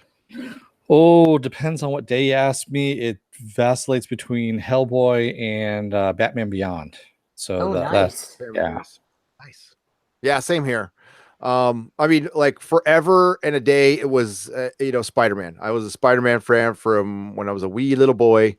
Been a huge collector, just really into Spider-Man. It got soured a little bit how Marvel treated him. So I guess he's still kind of, but as it stands right now, in Marvel, I mean, because I have multiple favorites, but Daredevil, and close second is Ghost Rider. Although they story wise have never done shit with the character, I just love fucking his look. He's fucking cool. But I mean, Hellboy's up there. It's like favorite. I like Hellboy. I like Spawn. DC. Constantine. Batman Beyond. Batman Beyond. Doom Patrol. Teen Titans is my favorite comic, and I like Superman. Love Superman. Yeah, Superman. For the longest time, that giant-sized Superman versus Spider-Man versus Superman comic was one of my favorites. That and the oversized Superman versus Muhammad Ali. Oh, that one's a good one. Hellboy is great, by the way, Mary. And what I'm really hot on right now, though, and it's turning back into my favorite, is the Fantastic Four. I'm on like I'm just binging on the Fantastic Four lately. I just reread the whole John Byrne run. Oh, it's good. Thank you for the $1.99 super chat from Movie Fanobi in the house. Wishing nickname was Ultraman at Susan. $1.99. Thank you. You can be Ultraman anytime you want. Movie Fanobi. There you go. Kato Roan says, I expected Dennis would pick the Tick. For the longest time, the Tick was a good favorite of mine. I actually have a giant sized talking Tick in the closet over there. Oh, wow. Sorry. A big flash of lightning that tells and just lit up the room there. But they haven't done anything really good with the character comic book wise in a long time. But the new live action series is really kick ass. Sorry. No, it is. You're right. No, I was just going to mention that if you see either Dennis or I being impressed by storms, we're from California. We don't. I mean, like lightning is like we see lightning maybe once every 3 years. Maybe. I mean, like honestly, we don't get big storms ever. So it's kind of like we're all cool. I know a lot of you guys out there are like, fuck, it's a day that ends in Y, but for us, it's kind of weird and special. We don't see the rain down here all that often. We're in a dry country. And we're wondering what that water is that falls from the sky. Why don't people turn off the tap up there? It's a waste of water. Tap. Yeah. And also I'm a big Danger Boat fan right now too. So Danger Boat. Yeah, exactly. Matt Guy says younger and some issues, so keeps me busy. Oh, nope, they're talking back and forth about some stuff. Never mind. Mary Ashmead says we had the biggest lightning storm last week. Yeah. We're starting to get we have a big hurricane that's off the coast of Baja down here, and it's spitting some stuff up our way. So yes. And weather you can look up on the exactly. Dynamo 75. Gary, do you remember a DC Comics called Wildcats? Yeah, it was actually a Wild Storm comic beforehand. Yes, that was what was under the imprint before it went under DC. Jim Lee, yes, he made it in La Jolla, California, not far from where Dennis works. Exactly. Oh, cool. Thank you, Movie Fanobi, for the $4.99 at Nerdrotic. Gary and Dennis. Up, nerd men. Fanobi sends regards. That Farscape stream was awesome. Oh, thanks. Viking Bitch, Feisty, two of my favorite ladies, along with Zahn. Oh man, I love Zahn. Zahn, man. If only. Zahn is in my 5, by the way. Since you know what the 5 is, right? It's like if you're married, you have your 5. So it's like you could get away with cheating on each other if somebody's in your 5. Like, like Tom Hardy. If Melissa gets it on with Tom Hardy, I can't get jealous because you're talking about the pass, the weekend pass or whatever. Call it our 5. So Zahn is in my 5. I mean, since it's aliens and it's never gonna happen, what the hell? Wow. By the way, Wildcats is for one, I remember it. I read the comic. It's one of the dumbest names ever. Yeah, it's wild and it's covert action teams. So it doesn't make any sense. No, it's just Wildcats. Yeah, it doesn't sound very I don't know, Jazz formidable. hands. Yeah, I know. Jazz hands. Coming at team. you. Exactly. It's Nyla like Bob Shadows. Fosse formed a fucking superhero team. Oh Lord, really? Nyla Shadow says, I want Terry McGinnis to appear in an episode of Legends as the Batman of the future with Connor Hawk Diggle Jr. as Green Arrow. That would be fucking awesome. Especially since, holy shit. Sorry, that was really loud. Whoa.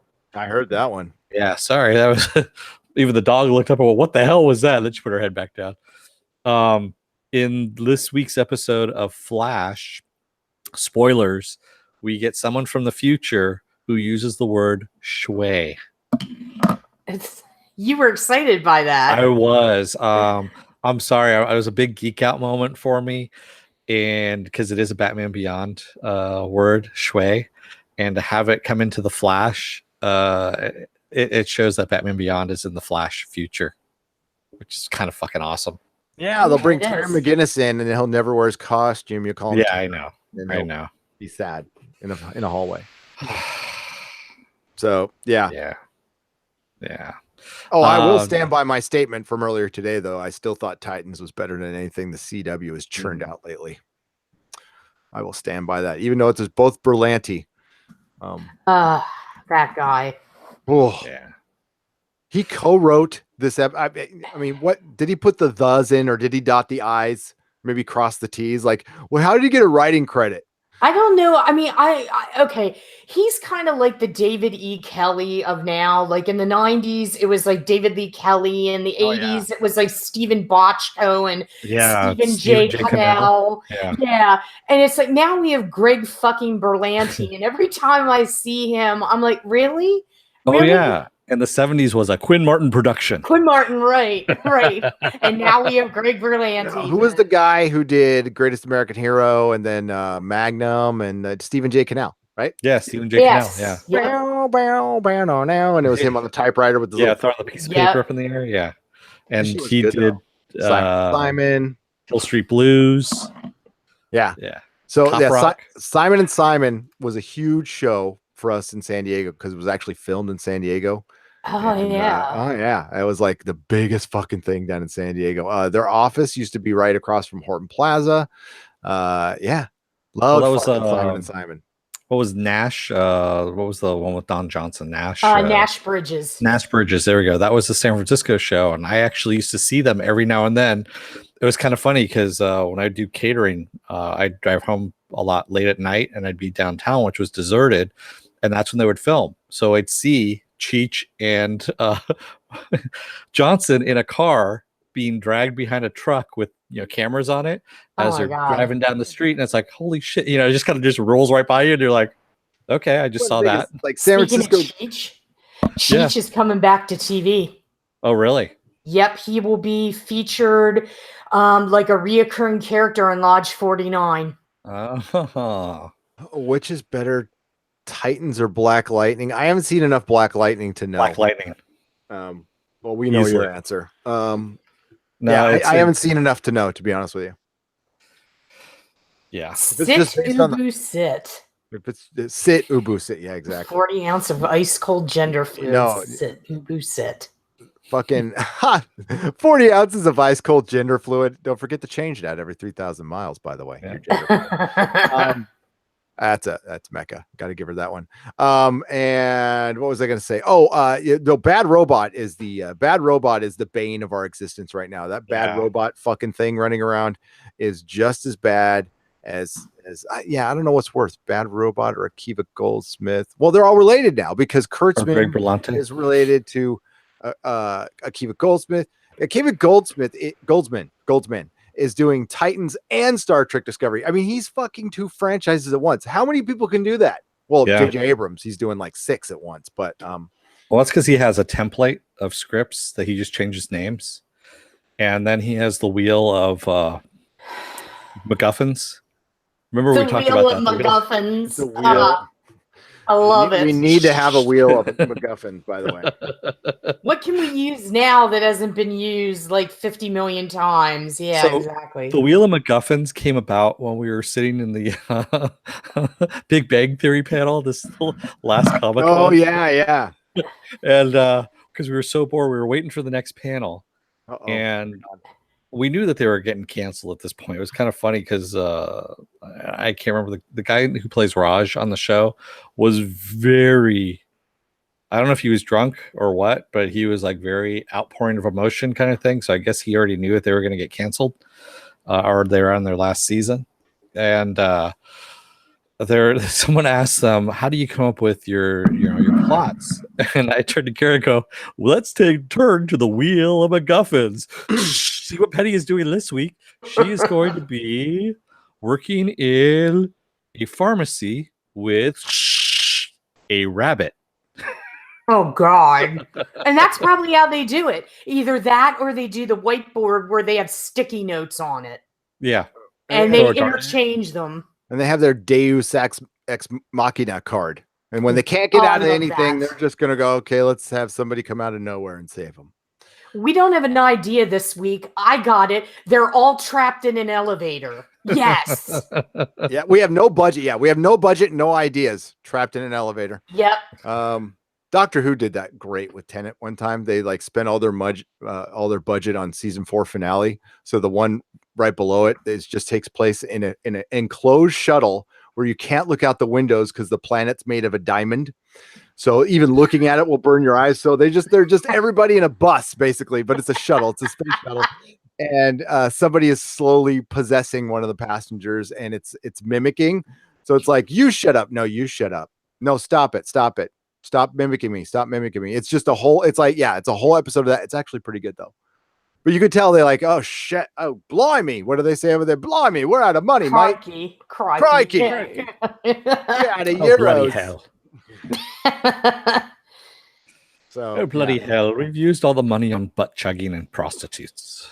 I mean, it's like Hollywood, that just proves my point that Hollywood is like high school, except it's like 20 times worse, where all the popular kids have every show on television and do every movie. And it's like, really, what happens if something happens to Greg Berlanti, whatever?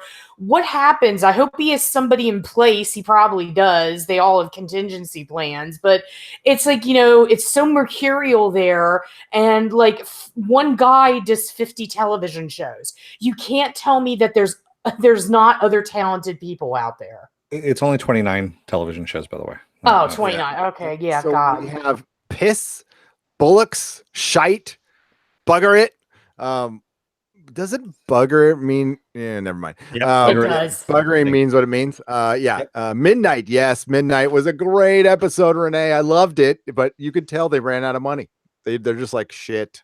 What are we gonna do? They said shite. It is high school. Yes, Man of Action. Hollywood is a giant fucking high school with a high school hierarchy and a high school logic. Grown ass fucking adults with cliques who treat each other horribly, and then they pass judgment on us, the fans.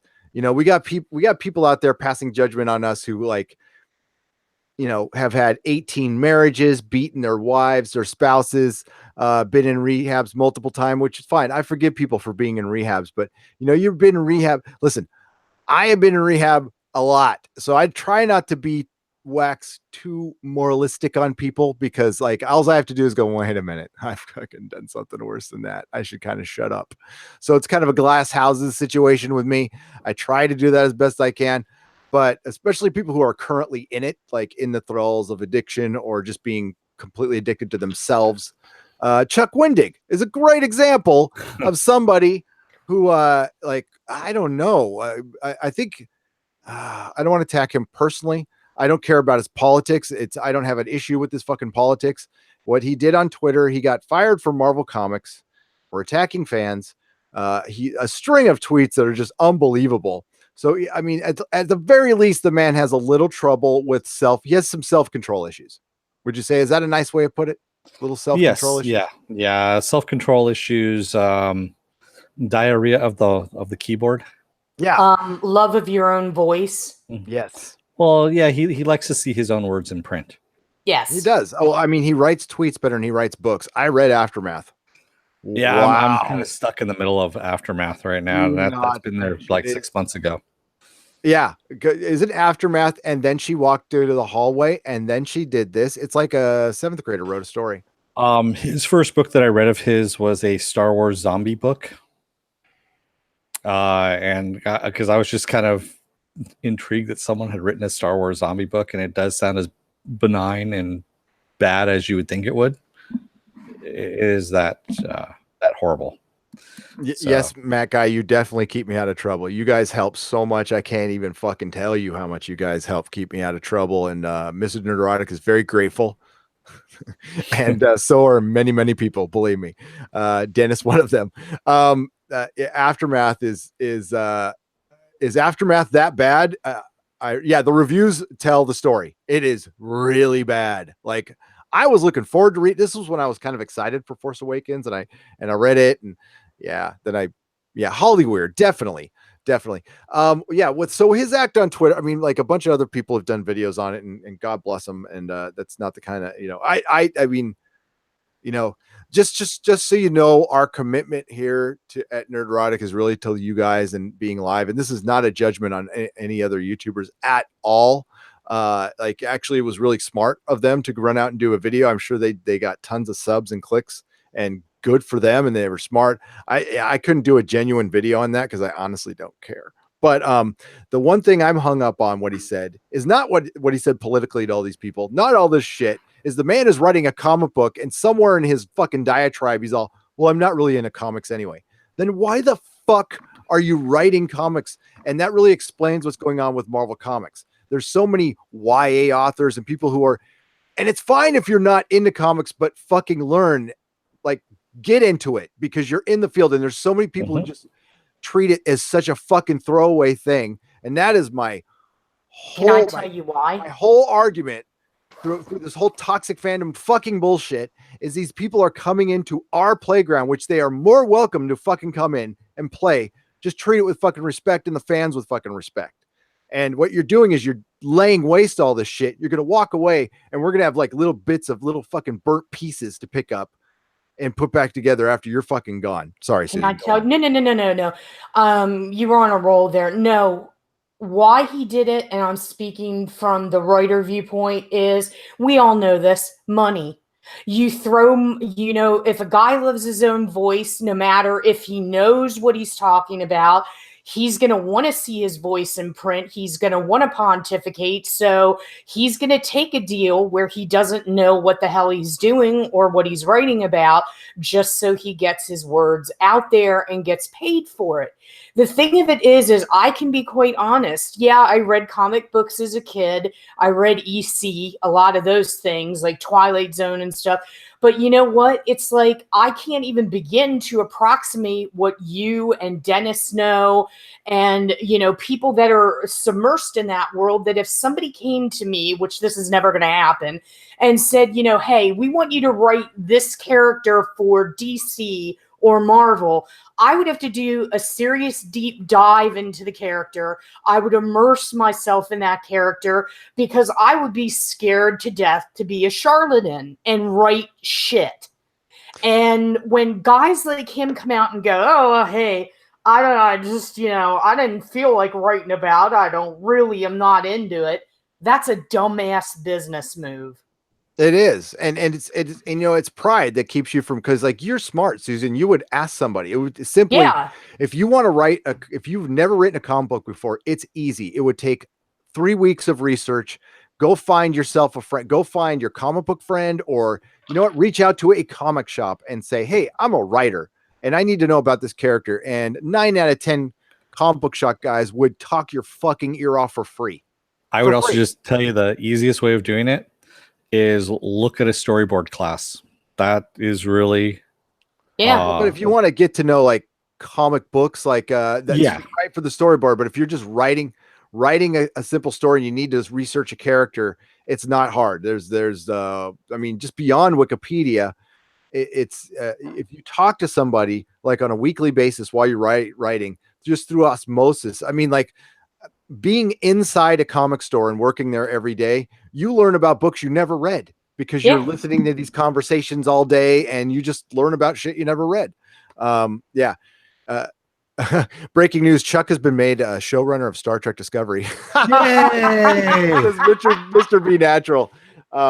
Let's get to the chat there. Sorry, I ran a little long, but I mean, the whole fact of the matter is that's the biggest problem with Marvel right now. It's filled with people like this, and they really need to. This should be the beginning with Marvel, and I'm honestly surprised they fired him. I'm surprised. This must have come up from on high because I can't see anybody from Marvel firing this dude because there's people at Marvel who've said much worse, but he did incite violence on basically one political side's supporters, which is fucking bullshit. So thank you, Moofin, for the $1.99. Susan, say it slowly. That's what he says. What do you want me to say, baby? Thanks for the $1.99. Actually, I think what they were doing, because they fired Chelsea Kane as well for similar reasons. Well, I think they're just kind of balancing it out. They I mean, they fired her because she was given for one, there's been a management change in the last year, and the project you were hired on, Chelsea Kane, she was given a 4-issue miniseries to write, not draw, write, and she couldn't do it. What? In 2 years? Yeah. She had 2 years. Wait a minute. Whoa. 4 episodes. Basically, it's 4 episodes. It's 24 pages. And 2 years. That's 24 pages. I'm gonna have a meltdown. Oh Jesus! Yeah. And she probably got offered like decent money for comp. Yeah, this is like, and Susan. You hear a writer like Susan who would fucking jump at the chance to have that job, would be early, and then you have Chelsea Kane out there like. And then that's the part. This is where I got in trouble on Twitter. Dennis remembers this. Is Gail Simone. Gail Simone used to drive me crazy because her books would be late, which would like people wanted her books at, when her Birds of Prey and shit would be late all the fucking time. But she's on Twitter all day, all night, and it's like, oh yeah. At some point, it's not. At some point, it becomes your business where it's like, yo, actually, my bills need to get paid because you are not getting paid because you can't put down your Twitter. Now it's not that bad, but it's like when it's multiple writers who are doing this. It used to be just Gail Simone. Like she was kind of the worst at it. There's people who put her to shame now though. And comics aren't getting made, and comic industries, it's gone down. I think social media has actually hurt the comic industry more than video games. Let me tell you about that. It's like you're talking about that, and that's a very good point. Because it's like if you're on Twitter 24/7, you can't do your job. You can't write. You get paid to write. I don't give a shit what you have to say about politics, okay? If you want to come on Twitter, tell me about your latest project. Tell me where you're at. Give me some news that I care about. But I don't care about your personal life. I don't fucking care about, the fact that you had a black cherry Slurpee and it made your tongue black. I don't give a shit. I don't want to know what fucking movie you're watching. Come on and tell me, hey, I'm writing this book. You guys are going to love it, blah, blah, blah, and get off. Yeah. And don't tell me how fucking broke you are. Yeah. Like, don't tell me like you work at Marvel, but you can't afford a sandwich or some shit and go e-begging on fucking Twitter either when you're on Twitter all fucking day. It's like, well, I mean, I know. It sucks because Susan's like stating like it with passion and brilliance, just stated like the obvious, but it's not to some people, which is fucking crazy. So. Well, and I have to keep my mouth shut on Twitter because there are some people in my sphere that just pontificate all fucking day. And I'm like, really? But yet you get this and you get that and you're on Twitter and you're not really working. And I don't give a shit what your views are on this. I don't give a shit what you think about the Glass trailer, you piece of shit. I'm sorry. I'm just like, just stop. Wow. Celebrities, just stop. Hey, Susan, I don't know if you have you ever read anything by Warren Ellis? Warren Ellis, that sounds familiar. Yeah, he's written comics and books and things like that. He's actually a really good writer. I follow him on Twitter because he doesn't post that much, Oh. and two, he also sometimes just posts a picture of like when he's landing someplace because he does a lot of book signings too. And it's usually pretty funny when he posts something, and it's like a 1-sentence thing that's usually fairly witty. And I learned a lot of. I mean, and also his writing is just brilliant. I mean, it's probably some of the best stuff out there, comic wise, and also I can highly recommend Fell, even though it's not completed yet. There's 2 issues that are out there, probably some of the best, or 2 books out there, I should say, 2 graphic novels, and Fell is an awesome book with some really awesome artwork by Ben Temple-Smith. He's a brilliant writer, and he wrote Transmetropolitan. Yeah. So that's Susan. That's a comic you should read because it's about a writer for one. Oh, good. And it's a Hunter S. Thompson type named Spider Jerusalem. It's also drawn by my friend. Actually, I'll send you a trade. I'll send you a trade when you have time. But he makes Twitter an art form. He does. He really does. Really good. I'm look this guy up. Yeah, he's awesome. Warren Ellis. I've actually got a couple of books sitting behind me too, over here of his that are awesome. It's really hard to describe his writing. So yeah, definitely take a look at it. Carrie Dalton says, I enjoy lots of Warren Ellis. He also wrote a really good James Bond comic book. He did. He wrote an awesome James Bond comic book, which I don't think got finished because they pulled the plug on it. But speaking of Mikey Spock, I just have to Star Trek Online put out some pictures today, and I hang on, I gotta put it Bearded Spock. No, this is something different. I have never seen here we go. I'm just trying to pull it up. This is simply the most accurate depiction of a television show. This looks exactly like Michael Burnham. Like really, that's exactly how the actors look in the show. I mean, they got the stiffness right, the wooden look like, and the dead body on the floor. Am I right, folks? And the dead body on the floor. Yes. And I want to say happy birthday to Movie Fanobi because it's Movie Fanobi's birthday. Happy birthday. Sorry, it was going on there. So, but yes, it is an accurate depiction of. Amazingly accurate. As Doomcock likes to say, a plank of wood. It looks like she's been whittled out of a piece of wood quite accurately in Star Trek Online. I was going to start playing that, and now I'm not. I'm sorry. So Warren Ellis, awesome, by the way. Warren Ellis, fucking I'm looking at his feed right now, and his pinned tweet is brilliant. Hello again. I write books, comics, and Castlevania on Netflix. That's what I want to see. Yeah, tell me what you do. Thank you, Warren Ellis. Dude, he wrote Castlevania? He wrote Castlevania on Netflix, yeah. Fuck, why didn't anybody say that? I told you that, yeah. No, you didn't. You said Castlevania's on Netflix. You didn't say Warren Ellis wrote it. I'd remembered that. I'd remembered that. I think you were looking something up at the time. When did it come out? The season 1 came out. Season 2 came out in February, I want to say, or March. I thought it just came out. I thought season 2 just came out. Maybe it's me. Whatever. Castlevania rocks. Yeah, fucking Tim. I gotta watch it. Yeah, I gotta watch it all because it's in my queue. He did Red, which actually turned into quite a good first movie, by the way. Oh, wait a minute. Red, like recently, retired, extremely dangerous. Oh my God, I love that. That's Warren Ellis. Warren Ellis is a fucking genius. He's great. Holy crap, that just sounded like someone moved a gigantic. I'll say it. I didn't like season 1 of Castlevania, says Apple Crow. Apple Crow, you are free to say that. You're not going to get hurt in here. This is a cool chat. This is a safe place. Well, you're not fucking safe here. There's no such thing as a safe place. There's meteors fall from the sky and will kill you in your safe space. I was talking about the chat. The chat. Our chat's a cool place. Yeah. Jody says, head neurotic channel. Does the prosecution rest its case, counselor? You're out of order and you're out of order. Fuck you. Fuck you. Fuck you. You're cool. Fuck you. Yeah, you're cool. Fuck you. That's another one we need. That sounds like a podcast we should do.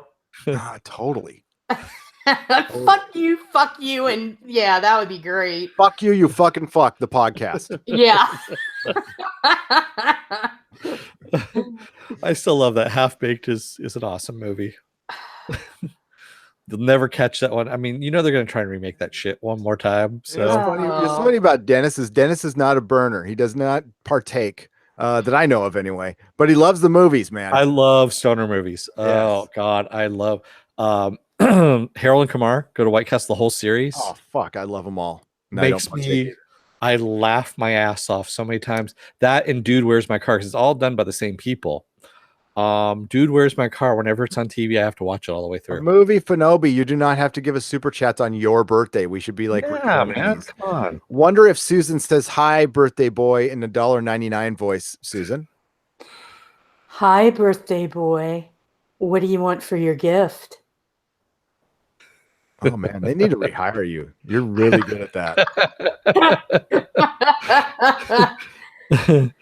Sculpting letter art by Viking Bitch says, "Fuck you, you fucking fuck the podcast" is something I can get behind. Yes. Well, you don't want to be in front of it. You would be so demonetized. It would be so tragic, and probably it would skyrocket because people would come on and yell. 10,000 subs. Yeah, 10,000 subs immediately. We'd be everywhere. It would be viral, trending. Yeah. We'll see how long the live stream stays up on that one. Yeah. I think that might be a violation of the guidelines here. I'm not sure. Yeah. Nobody in Hollywood will ever hire any of us to do anything. I don't think that's a great loss on that. Well, No. I mean, hey, Hollywood doesn't do background checks, so I'm good. Total fun fuck fest. Total fun fuck fest. That's that rolls off the tongue actually. Total fun fuck fest. It does. In other words, the Folsom Street Fair. No, just kidding. Oh. Hello. Ken. Yeah, for you adults out there, just if you don't know what I'm talking about, the Folsom Street Fair, Google it.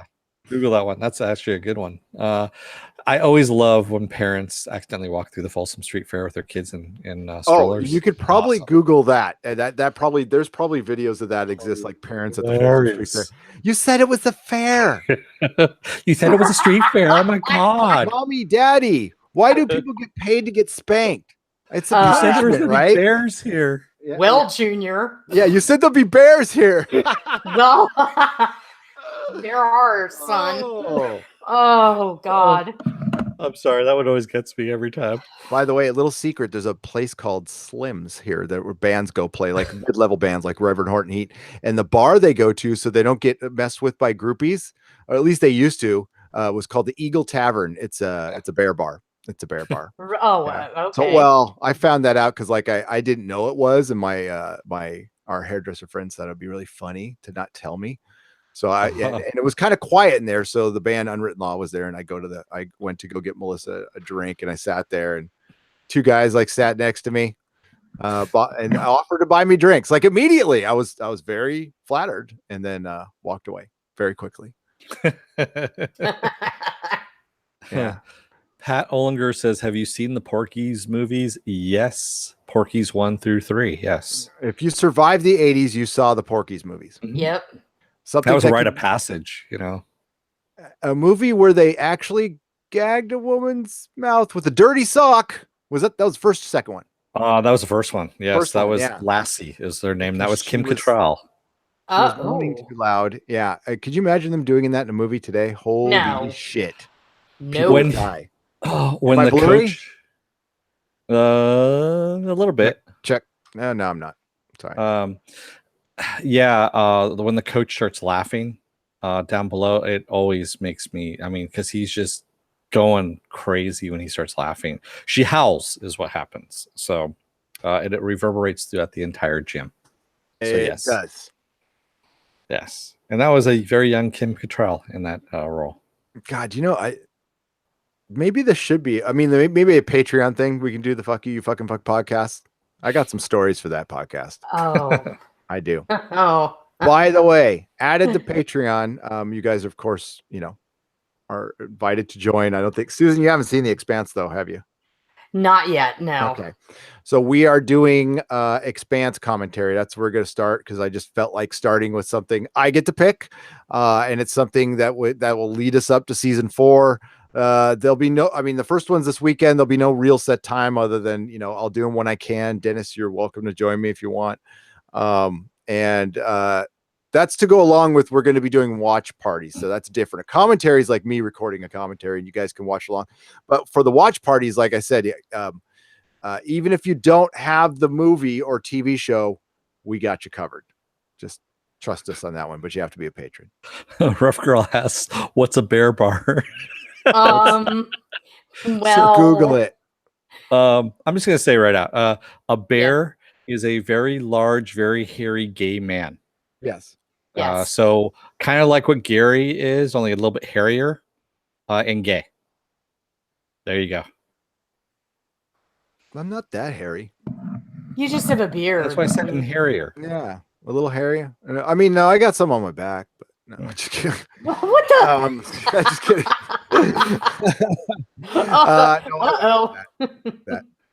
Yeah, I got my beard trimmed. I don't know if you guys noticed. I got a little. Mrs. Neurotic finally found the scissors. No, it's funny. A funny story. Melissa's dad was over at the salon, and a guy walks up to goes, "Who's the daddy bear?"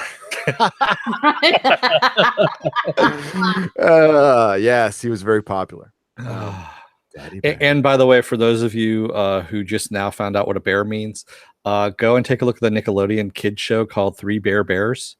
It'll give you a different meaning on that whole subject right then and there, because it actually is one big gay joke as well.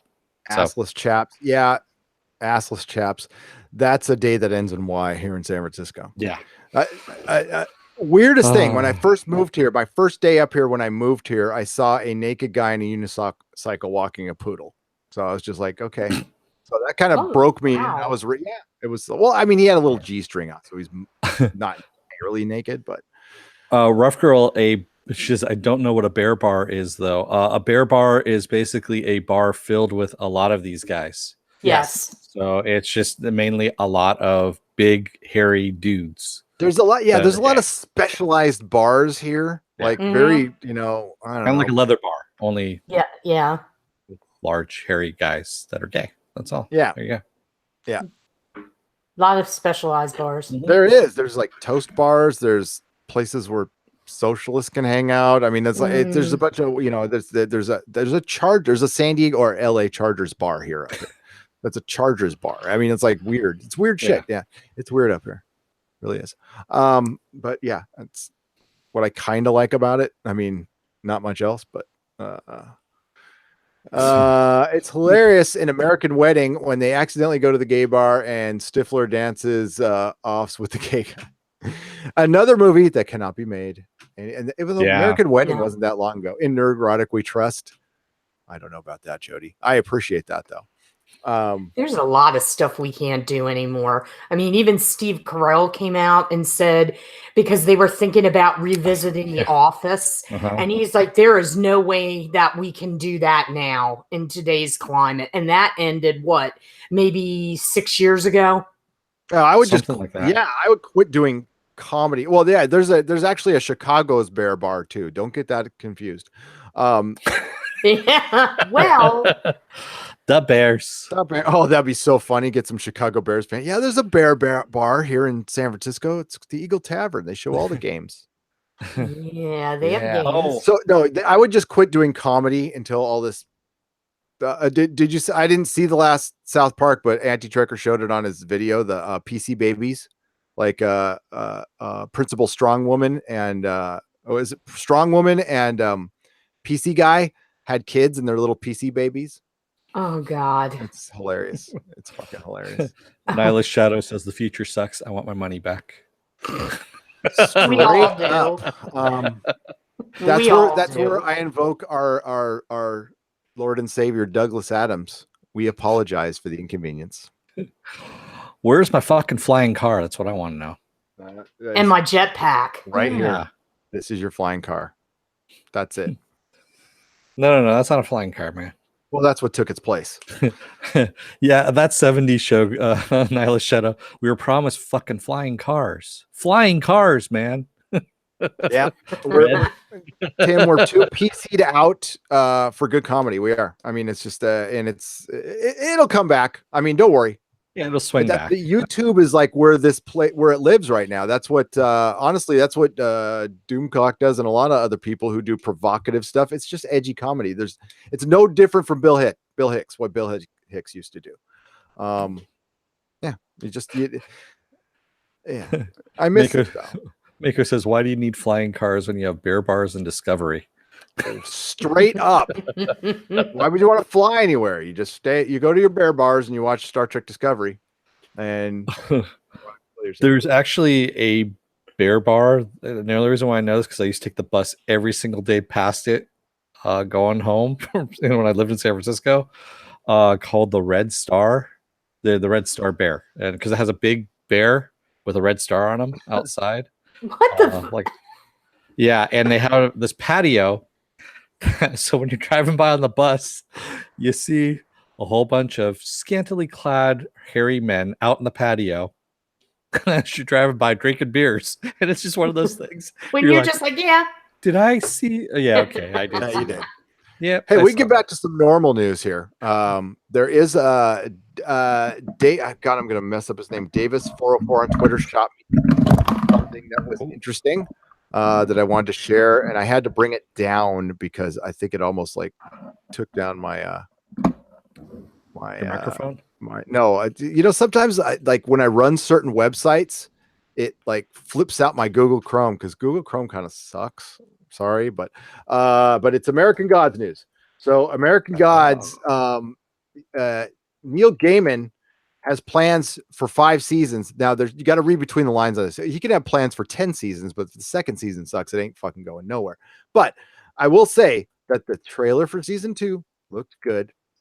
And here's what I think this thing is saying. Hang on, I'm trying to stretch this so I can get this damn article up. You go ahead. Chris says, I have one simple request, and that is to have sharks with freaking laser beams attached to their heads. Ill-tempered bass. Ill-tempered bass.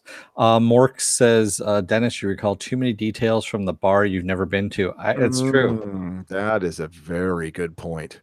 Okay, so American Gods has a plan for at least 5 seasons, and Neil Gaiman's talking about where he wants to take it. He said heading into American Gods panel, blah blah blah.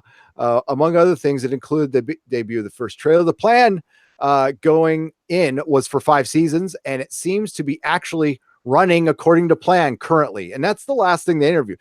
So he sounds pretty confident considering like it's gone through a bunch of trouble. So what I think this article is saying is more evidence that when Fremantle, his deal, Neil Gaiman had a deal with Fremantle Media, who produces American Gods. His deal just ended. And then he signed a deal with Amazon. I think it's a first right. So I don't think it's exclusive. Is it exclusive or first right? I can't remember. First right, if I remember correctly. All right. So I think with that, I think that's strong evidence that if Starz loses American Gods, it's not up to Starz, it's up to Fremantle, and it could move to Amazon. And I think it would be a perfect place for it. Yeah. I'm holding out hope, but did we get a super chat? We did. Silhouetted Animator, thank you for the $5. Would you trust Brian Fuller with a Sandman adaptation? No, because he would only be on it for 1 week. Well, if you made him write out the complete thing and like his only involvement was a writer, and you had him write and finish everything, I think he would do a good job. I don't think Neil Gaiman will ever work with that guy ever again. And no, I wouldn't trust him. He's really talented. Brian Fuller would work with Neil Gaiman, to tell you the truth. I think it was with the whole. It doesn't. Yeah, I think it's vice versa. But no, I don't think. For one, it's Neil Gaiman's choice because it's his property. True. Now, I don't think he would ask him, but no, I think the feeling's definitely mutual. I think you're right there. I think they just don't like each other, and considering, ultimately, Neil is right because it's his property, but it depends on what deals you go in. We don't know what these guys are like on a personal level, and you could never tell by interviews. Susan knows that. Like these guys, will put up a little show in an interview, but that's not what they're like in real life at all. You guys know that. Yeah. Where you get to know somebody if they're on a live stream for 5 hours. You can't put up facades for 5 hours. They start to melt. Dynamo 75 says, Susan, what's the scariest sci-fi horror movie you have ever seen? Oh, it's hard for me to be scared, but I can tell you the best marriage of sci-fi and horror, in my opinion, is Event Horizon. If you want a good mix of science fiction and horror, that is the film to see. Yeah, I have to go with Showgirls. Oh, well, Showgirls is a different kind of horror. It made me afraid of ice cubes, but other than that. And sex with Kyle MacLachlan in a pool. Well, that should scare anybody, honestly. Yeah, I mean, well, not sex with him, but the pool. Yeah, that thought she was going to break her neck, but that's a whole other story. The perfect marriage of science fiction and horror. Is that what you were asked? Yes. Yeah. Yeah. I think Alien or The Thing. Oh, well, yeah, they're up there. Yeah. I like Event Horizon too. I actually love that movie. It's weird, but it is very weird. Yeah, I and dig it. Sam Neill, I think, I actually wrote a piece about him because a lot of people don't realize it, but Sam has pretty strong roots in genre film. A lot of his earlier stuff was very dark and kind of different and terrifying. Oh God, it just, you know what? I think to Alien and the promise it showed, and what Alien never delivered on eventually was it was set up perfectly as this like singular scary fucking horror thing in a ship. Yes. You're trapped. And then it turned into we're taking a fight to them. We went to their planet. We did kind of an action movie. And the next thing that they never fucking did was bring that shit to Earth. They didn't bring that shit to Earth. And that's like what the comic. And they danced around it for fucking ever. And it's like, that's exactly like the comic. That's what we were waiting for, was the shit was coming to Earth, and it never fucking did. Yeah. If you want to make a good Alien movie, I don't care about like the origins of humanity and putting a bunch of Art Bell shit and ancient civilization shit, although that was kind of interesting, in a Prometheus and then poorly executed. I want aliens coming to Earth in a semi-future and straight up having, you can mix horror and sci-fi into that too. It could be a little bit of Aliens and a little bit of Alien. And for God's sakes, don't let Ridley Scott within solar systems. Prometheus, it's like had so much promise because of the ancient aliens theory, the Anunnaki and all that. And I think it didn't translate the way that it should have. And I'm not advocating a remake by any means, but I wish that somehow we could do that again and get it right. Silhouetted Animator, you take care. Thanks for joining us. Really appreciate it. Good questions, content, participation. We always love seeing you. You have a good night.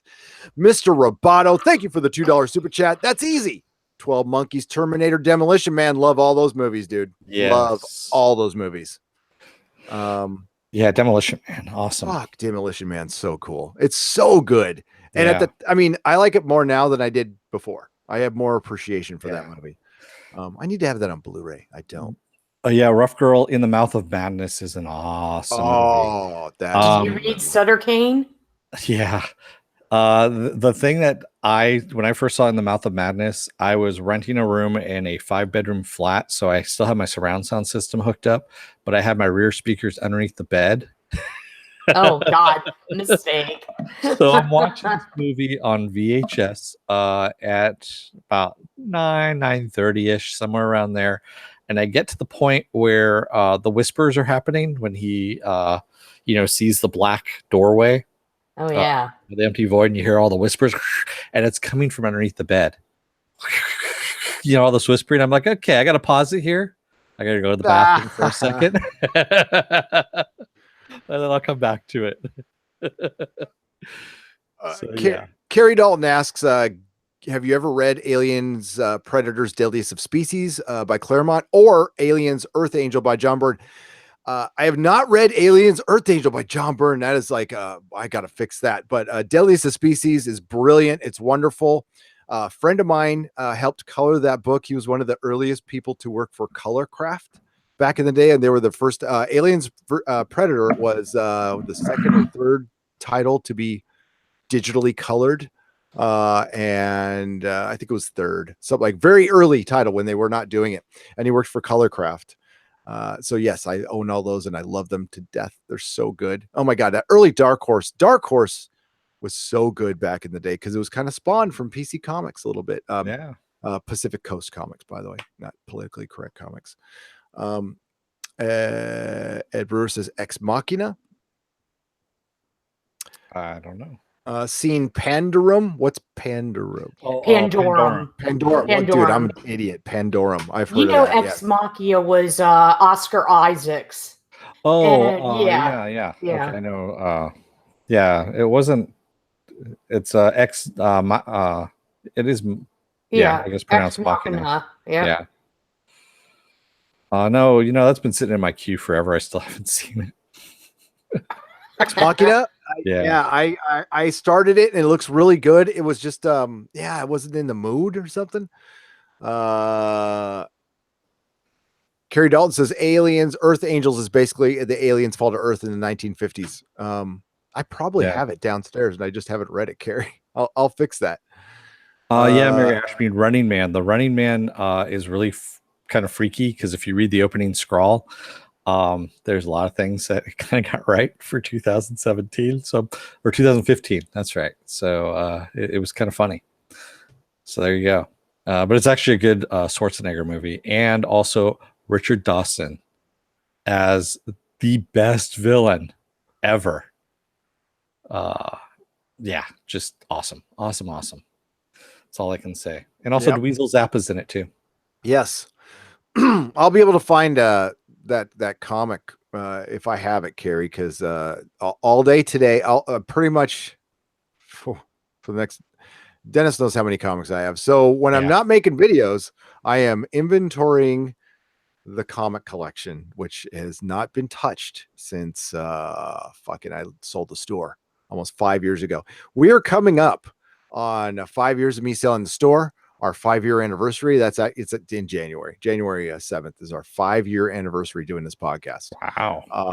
Wow. Congrats. Well, thanks. Our first episode technically was my son and I doing a podcast after Matt Smith's final Doctor Who episode. I don't know if it's on our website. I don't know if anybody's heard that, but you can hear my son Indigo and I talking in my office on a shitty microphone. Just because, and I was sick as a dog, and I had to talk about it because I was kind of, I don't know, I didn't know how I felt about it. I really, at the time, was not crazy about Capaldi at all. But lots more Doctor Who talk. There's a Doctor Who video coming up on the ratings. Deadline lied. Deadline lied. They said Jodie Whittaker's appearance got higher ratings than all the other new Doctor Who appearances. That's not true. It is utterly not true. It was very good. She did very well. The ratings were great. I thought it was a fine David Tennant impression. Yes, there you go. But it was well under all of them. All of them. So Deadline, how did they lie about, like, did they get their facts incorrect? I mean, because I find it hard because they're very reliable. They are. That's why I was very surprised. I think BBC gave them inflated ratings. The writer. Yeah, it's they flayed that they talked about the percentage share as opposed to the actual millions of viewers, but it's so far off it couldn't have been right. So what they said was, I have it in my bookmarks here. I'll give you guys a little preview. There, it's way down there. Doctor Who unleashes. Okay, so their quote was, and this will be in my video. I'm not going to pop it up now, but her entrance was also bigger than debuts by previous Doctors, including David Tennant, Matt Smith, and Capaldi. Yeah. Her debut was 8.2 million viewers. David Tennant's was like 10.4 million. Matt Smith's was higher than that. Now Capaldi, she could have beat Capaldi. And you notice they didn't mention Eccleston, which is still, I believe, to this day, the highest rated Doctor Who episode, which is the first his return. Yes. Now we're not counting digital and streaming and all that stuff. I think it'll be a little higher with that, but I think most people actually sat down and watched this one live out of curiosity factor. It's still fantastic ratings. We're not putting down the ratings at all. I'm just saying that I've never seen, well, Deadline gets shit wrong. It was just to say something that without backing it up. And I tried to see, there's nothing linked there either, Susan, to go to any information. It just a simple wiki search shows, because I'm like, wait a minute, I remember Doctor Who used to get like 10 million viewers. Now it was different back then, so she still might have gotten 10 million viewers after all the streaming and stuff. We don't know that for a fact. I think a lot of people pirated that shit too, which you can't count, right? Actually, that hurts your television show more than it helps it. I want to say goodnight to Movie Fanobi and happy birthday. Happy birthday. Hey, how do you guys, I got to ask, talk to the audience real quick. How are you guys liking these earlier Friday nights? Do you like it better at 7? Do you like it better at 8? I mean, we do it for 7. This is for Susan. I did this 100% for Susan so she could not stay up as late. But I want to know what you guys think. I mean, it seems like you're digging it. Our viewership looks the same. So my favorite reality show is To Catch a Predator. It'd be funny is if they did To Catch a Predator and it's actually catching a predator from like the movie. That'd be funny. Yeah. I'm not blurry. Am I blurry, Dennis? A little bit. I'm not blurry on my side. Not too much more than you normally are. But then again, I always see a kind of a weird pixelation on yours anyway all the time. So is it getting pixelated? Yeah. You know what? There's something going on with the bandwidth here on my side. I think someone might be playing little games. There we go. Yeah. It's Viking Bitch says Gary is not blurry at the moment, Slurmy. Earlier is better, says Lubella. So yeah, if you guys like this time, I mean, just like, yeah, definitely. I need your feedback on all kinds of, I did those daily nooners. I don't know. Did we get a ton of feedback on that? It seemed like you guys liked them. I'm just not ready to do that yet. I want to keep like this show special and Monday special, but we did add the Monday. So Monday we've added a nooner and we're going to do an occasional evening podcast. I know Mead does one Wednesday, but we can always do one like after theirs because they end like right, we're on the West Coast, so we can do it at 8. Yes, Fourth Doctor reference. There you go. Gary is not blurry. Well, I am blurry in my head quite often, but that's drugs. Drugs are bad, okay? Yeah, so the Dresden Files have been optioned for a series development by Fox 21. Whether that means that it's going to show up on Fox or not is another thing altogether, because now that's being bought by Disney already. We don't know what's happening, because I'm still confused as to if Fox 21 is part of Disney, or if it's its own separate entity at this point. You mean like Fox Sports is? Yeah. It is confusing. Sorry, go on. No, I was just saying the article didn't make it all that clear as to who is actually bringing it back. Yes, Tim F. Dresden Files are being optioned for a series. We don't know if it's coming back yet or not. So, yes, it's going to reboot it completely. They're going to take it from the beginning. I'm so down with that. So Fox and Disney, it becomes official the 1st of next year, January 1st, 2019. It's official. So that would be Disney. That would be Fox 21 is Disney. Okay. Yeah. So Fox 21 is just 21st Century Fox, which is Disney. Okay. Unless they made don't get your hopes up. Dresden needs to return. I won't. Pen Farm Girl, what's up? I cautiously optimistic on that one, folks. Dresden needs a comic with Dark Horse or Top Cow or IDW, not IDW. No, not IDW. No. Dark Horse. I'm so down. Or Top Cow. Top Cow's good. That's kind of Image. Either one. Yeah, I'd love that. Not IDW. I don't like their art. Their art. Well, for one, their whole management is like stupid right now. But I love the Daily Nooners. Okay, a lot of people saying okay. Tim F says it kept my head out of work. Yeah, okay. We'll do more. I'll definitely like, because sometimes, in the morning, all I got to do is work out, so I can like sit down and chat every day. Matt Guy asked, does Disney have a stake in Sony too? I don't know. They might go out and buy them a stake every now and then because Sony is kind of poor. But no, oh, you mean do they own parts of Sony? They do not. They occasionally work with Sony, begrudgingly, when it comes to like Venom and Spider-Man. But Carrie, you're right. I remember the Dresden comic series has actually been out for a while. Now that I think about it, I forgot who did it though. IDW.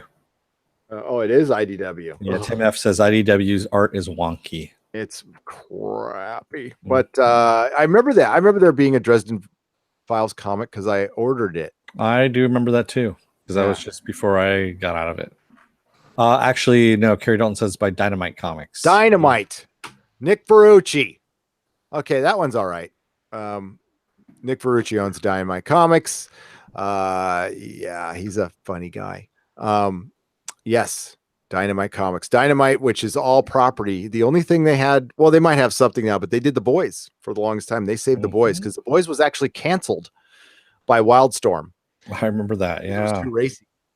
And the Dynamite came in, and I remember talking to Derek about that. Man, that was rough. He had a bunch of comics in the bag and everything, and DC came in and fucking canceled. And it was all because DC canceled it. It wasn't why he signed a deal with Wildstorm. Then Wildstorm got bought by DC and immediately canceled that comic. And they were apologetic about it as hell, but they're like, we can't have this under our moniker. And then they show Batman's dick. So I don't know, whatever. Yeah. Fuck Batman. Yeah. Somebody did. Yeah. There's a storm coming. Matt Guy says, I met ownership when it comes to Sony Film and TV. No, they don't own. So Sony's its own entity for the moment until they run out of more money and then they'll get bought by somebody. Yeah. Most likely Disney. Yeah, that's the whole thing. Well, okay. So there's this whole Spider-Man thing that's going on with, so Venom's doing successful and everybody's like kind of panicking a little bit and, kind of speculating. And it's correct in that saying that Sony looks like there's only one more movie in the MCU that can have Spider-Man in it. Then they have to renegotiate the deal. If Sony even sniffs that they can be successful in their outside universe, they're going to back out of the Marvel deal and start doing their own stuff with Spider-Man, which could tarnish the character horribly, kind of what Marvel did to X-Men and the Fantastic Four recently through Fox. This is kind of a problem for Kevin Feige and the MCU. I don't know if it's basically the MCU could probably just sit back and let Amy Pascal and Tom Rothman, two of the last people in the world you want touching any kind of superhero franchise, and bury themselves. And they'd probably do that in 4 to 5 years, but they would do such harm to the brand. I don't know what Marvel does, but this is not a good position that they are in right now. Yeah. Especially the money that Venom made, man.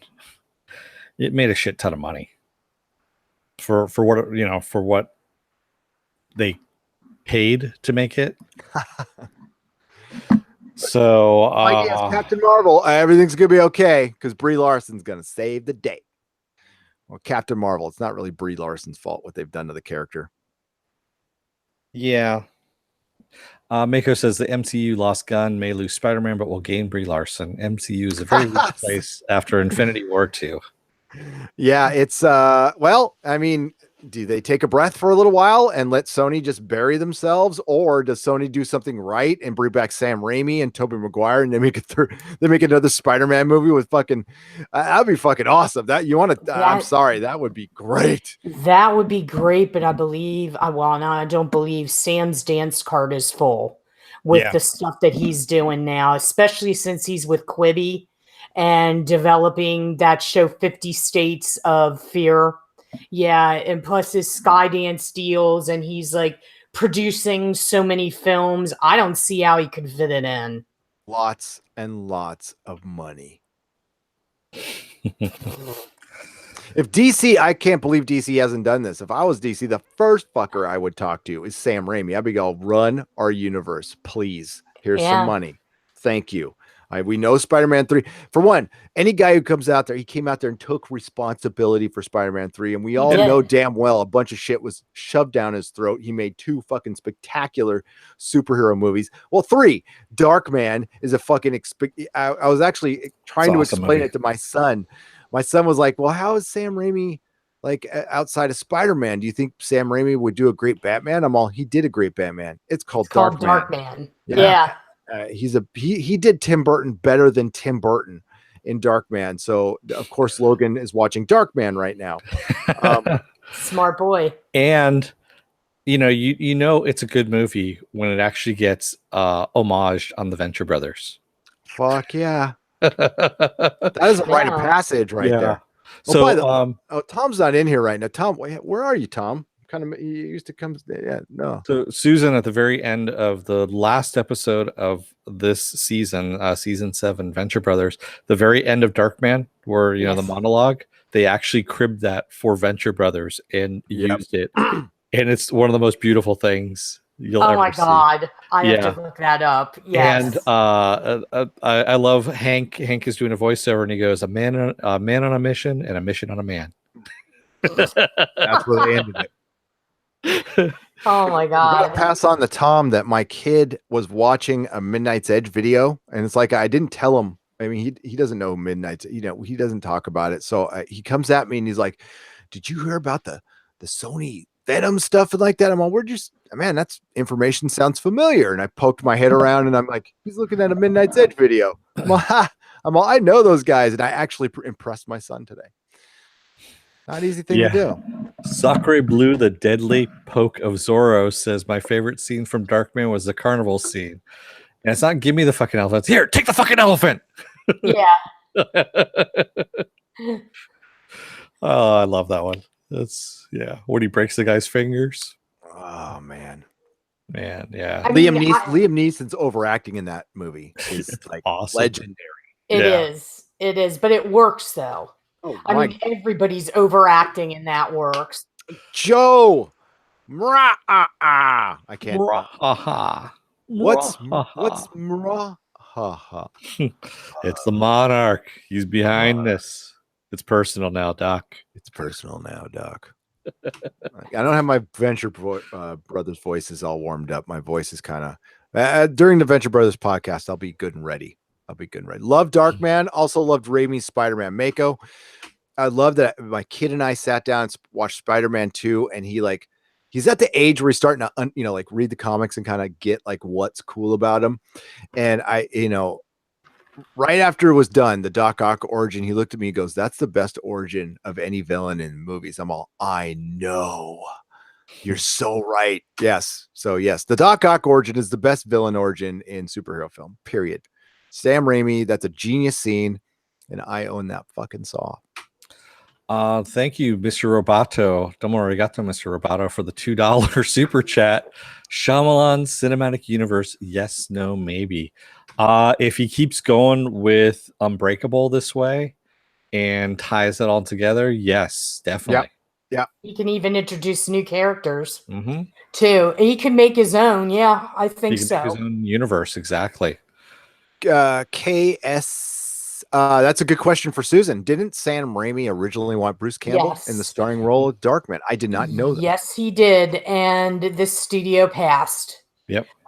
They didn't want Bruce, just like they didn't want him for the lead in Crime Wave. And the unfortunate part about Mr. Campbell is that he is a character actor in a leading man's body. And people don't seem to realize that yet. I don't know if they got the memo, but yeah, that is very true. And Sam will always make sure that Bruce is, has some kind of part in his, in his world, because the theory was that Bruce was going to end up being Quentin Beck. Yeah. And I went back and I rewatched the Spider-Man trilogy, and I was like, this makes perfect sense. And Sam's bright enough that he would have written it that way. And he would have done something like that.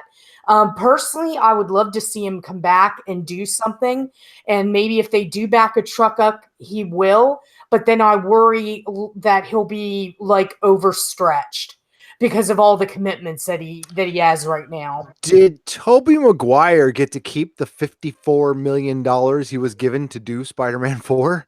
Because he was given 50-something million fucking dollars to come back for fucking Spider-Man 4. Now, I don't know if he got to keep that or not, but it was like, I'll never forget that, because that was a huge fucking contract for him to come back. And he was doing interviews right up until the day they canceled. Like, yeah, I'm ready for it. I'm ready to go. And I'm a fighter, Howard. I could have been contender. It was a huge amount of money. Why he? It might have been 2 movies. I think it was 2. I think it was 4 and 5. I think it was like signed up to do like a 4 and 5, and it was like options or some shit like that. Well, the problem is that Sony didn't want 4 from Raimi. They were pushing him like they did with 3, and finally he was like, you know what? I know you want to do a remake. I can't give this justice, so here you go. And that's what happened. He tells the story. He's like, he got frustrated, walked away, and Amy Pascal's answer was, "Thank you for saving the company money." Oh, shut up, Amy Pascal. She is the worst. Midnight's Edge, the great video, and they show some of her emails. And her interaction with people. Yeah. And that is that Sony hack is probably one of the greatest things that ever happened. That was so fun. We even have we have a podcast on that. It's called My Little Sony. I remember. Yes. And when we used to do cutesy names for our fucking podcasts. That was a good time. That was a gift that kept on giving. I would love for him to come back. I love nothing but love for Sam Raimi. Nothing but love. I want to watch Darkman now. Man of Action says, any word on Bubba Hotep 2? Yes. Not going to happen. Not going to happen. No. Now, wait a minute.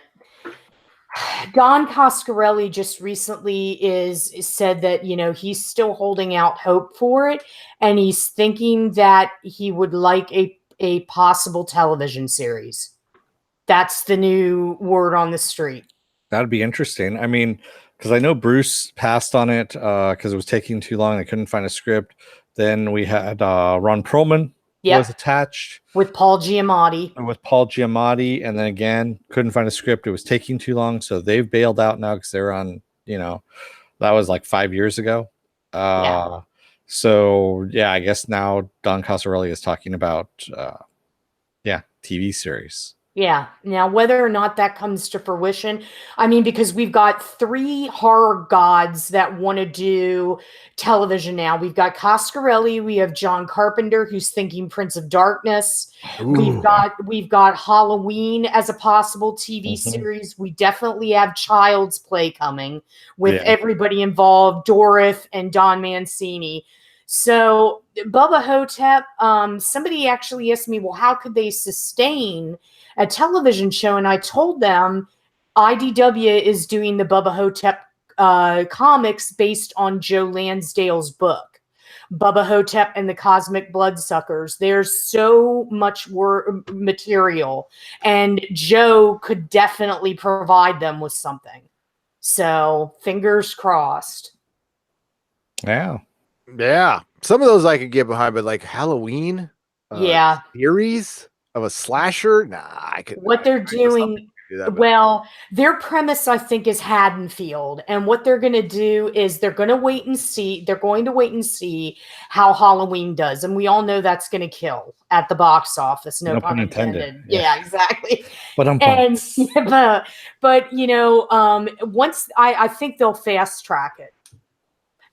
because it's going to kill. And I don't know how they can sustain that. You're absolutely right. Yeah, Prince of Darkness now. Pooh, sign my shit up for that. Yeah. Because Prince of yeah. Darkness, you make that as a post-apocalyptic Yeah, and series. you got, and your budget's down. You know, Yeah. I'm kind of down on that, but I love John Carpenter, so he can get away with pretty much murder in my world, literally. Yeah, and I'd be fine. And David Cronenberg too. He's talking television now. Yeah. He's pretty secretive. He doesn't say what is up his sleeve, but all these guys realize, and Cronenberg said it best: movies are dying. And they all want to make the leap into television because they know that that's the future. That's where things are going to happen. I mean, now that we have Quibi and stuff, and you can actually stream into your device 15-minute shows, they're going to be all over that. Yes, John Carpenter is still in it. Man of Action. He's more into his music, but yeah, he's still in it. Yeah, He's still in it. And you know what? You know who else said that?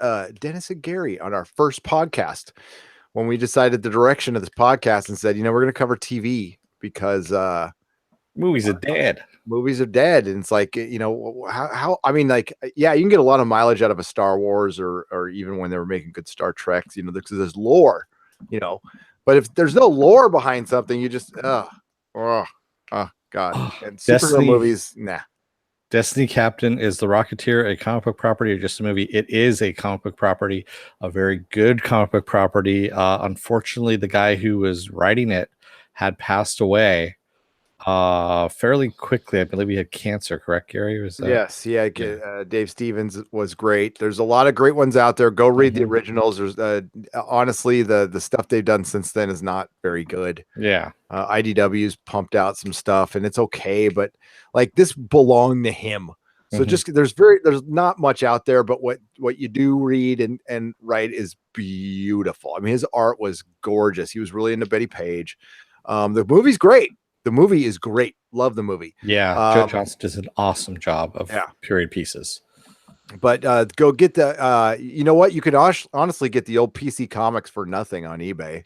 And those are great. As a matter of fact, well, I could reach over and get his first appearance right over there, but I'm not gonna. But I have the Rocketeer's first appearance right over there. Trust me.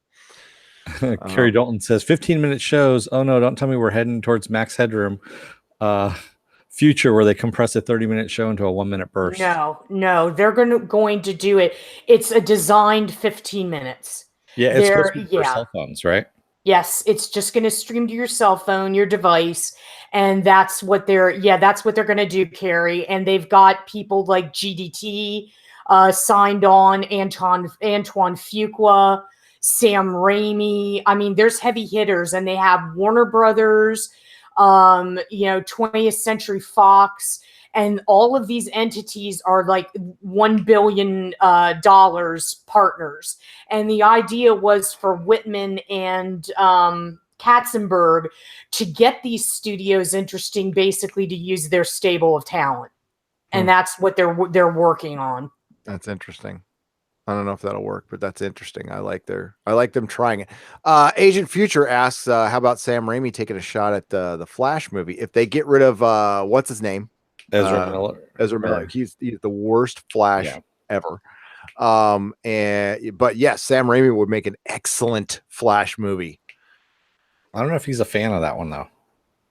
I don't know if he's a fan or not, but he would make an excellent movie. He would. Sam would look into it. I mean, he wouldn't do it half-assed. Even if he's not a fan. Just given the job, it would be a good movie. I don't know if he's a fan, but I just know it helps with, especially with him being a fan. He just really gets into it. It's been a while since we've heard at least heard anything about that Steven Spielberg Black Hawk film. Yeah, it has, hasn't it, Nyla Shadow? That's we talk about it all the time. You'll hear about all kinds of stuff. But I tell you what movie, like what's the New Gods one? That's going to be by Ava DuVernay. I don't think that one's happening. No, I don't think it's going to happen either. That's going to cost a fortune. You're going to see the Eternals from Marvel before you'll see that New Gods one.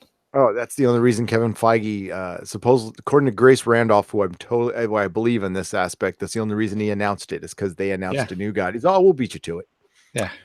We already have it set up. We'll do it. There you go. And you're done. The one thing Marvel hasn't done that DC could do is Supernatural. Yeah. If they get Constantine, get the Justice League Dark out there, Marvel has for some reason not touched Moon Knight, Blade, Werewolf by Night, Ghost Rider, Son of Satan, Man Thing. I mean, that's all that shit that they could do, which is a whole other facet. Yeah. Which I love the mix of horror and superheroes. It's a good mix that nobody's really done properly, in my opinion, yet. So that's something that has not been done. Like a good scary superhero film. Sony's working on Morbius. Well, with Jared Leto. Jared Leto. Oh yes. yeah, of course that's gonna work. Jesus That's actually good casting for that character. Hate to say it, but it is. But without Spider-Man, it's stupid. Yeah, it is stupid. Like I just read something last week, which I didn't post. I forgot about this. Was Kraven the Last Hunt? They're talking about doing without Spider-Man. Yeah. What? Okay, you guys can explain this to me because I'm not understanding. We take villains, okay, from the superhero world where they exist for the protagonist.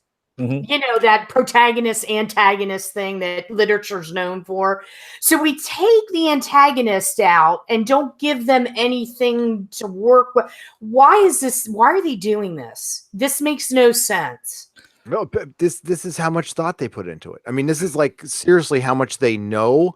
They know I mean, these are people who greenlight millions of dollars worth of films, and they don't understand a story's not going to work without an antagonist. I mean, Amy Pascal, that'd be a personal attack. I don't want to do that. Amy Pascal and Tom Rothman are the worst examples of executives in Hollywood. They are the two worst people at their jobs. I would throw out how they fucking work.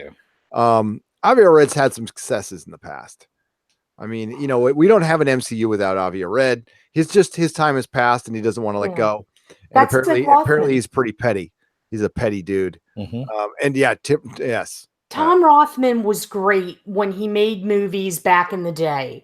And I'm not saying everybody needs to retire. That's not what I'm saying, that because Hollywood is very ageist. But I notice it's very targeted ageism.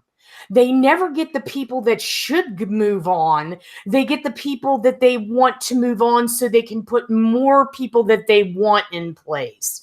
And they let these studio heads, you know, just sit there in perpetuity and keep on making bad decisions until one day they're mysteriously let go. And then, you know, it's, you know, there's always this thing. I decide to move on to create my own small budget independent features in Idaho. And then, you know, I don't get them at all. Yeah, it's a question we ask every podcast, and we have to because I mean, maybe somebody will have an answer someday, like a real answer. I mean, we know the answer that they're butt chugging on coke and they don't give a shit. Terry B says, wasn't Avi Arad the guy who was keeping track of sodas at the buffet party, making sure no one had more than two? Yeah. Yes. Oh God. Oh my God. Fucking Avi Arad. You know, he came from Toy Biz. He did a lot of good stuff. Where did my video go? I don't know.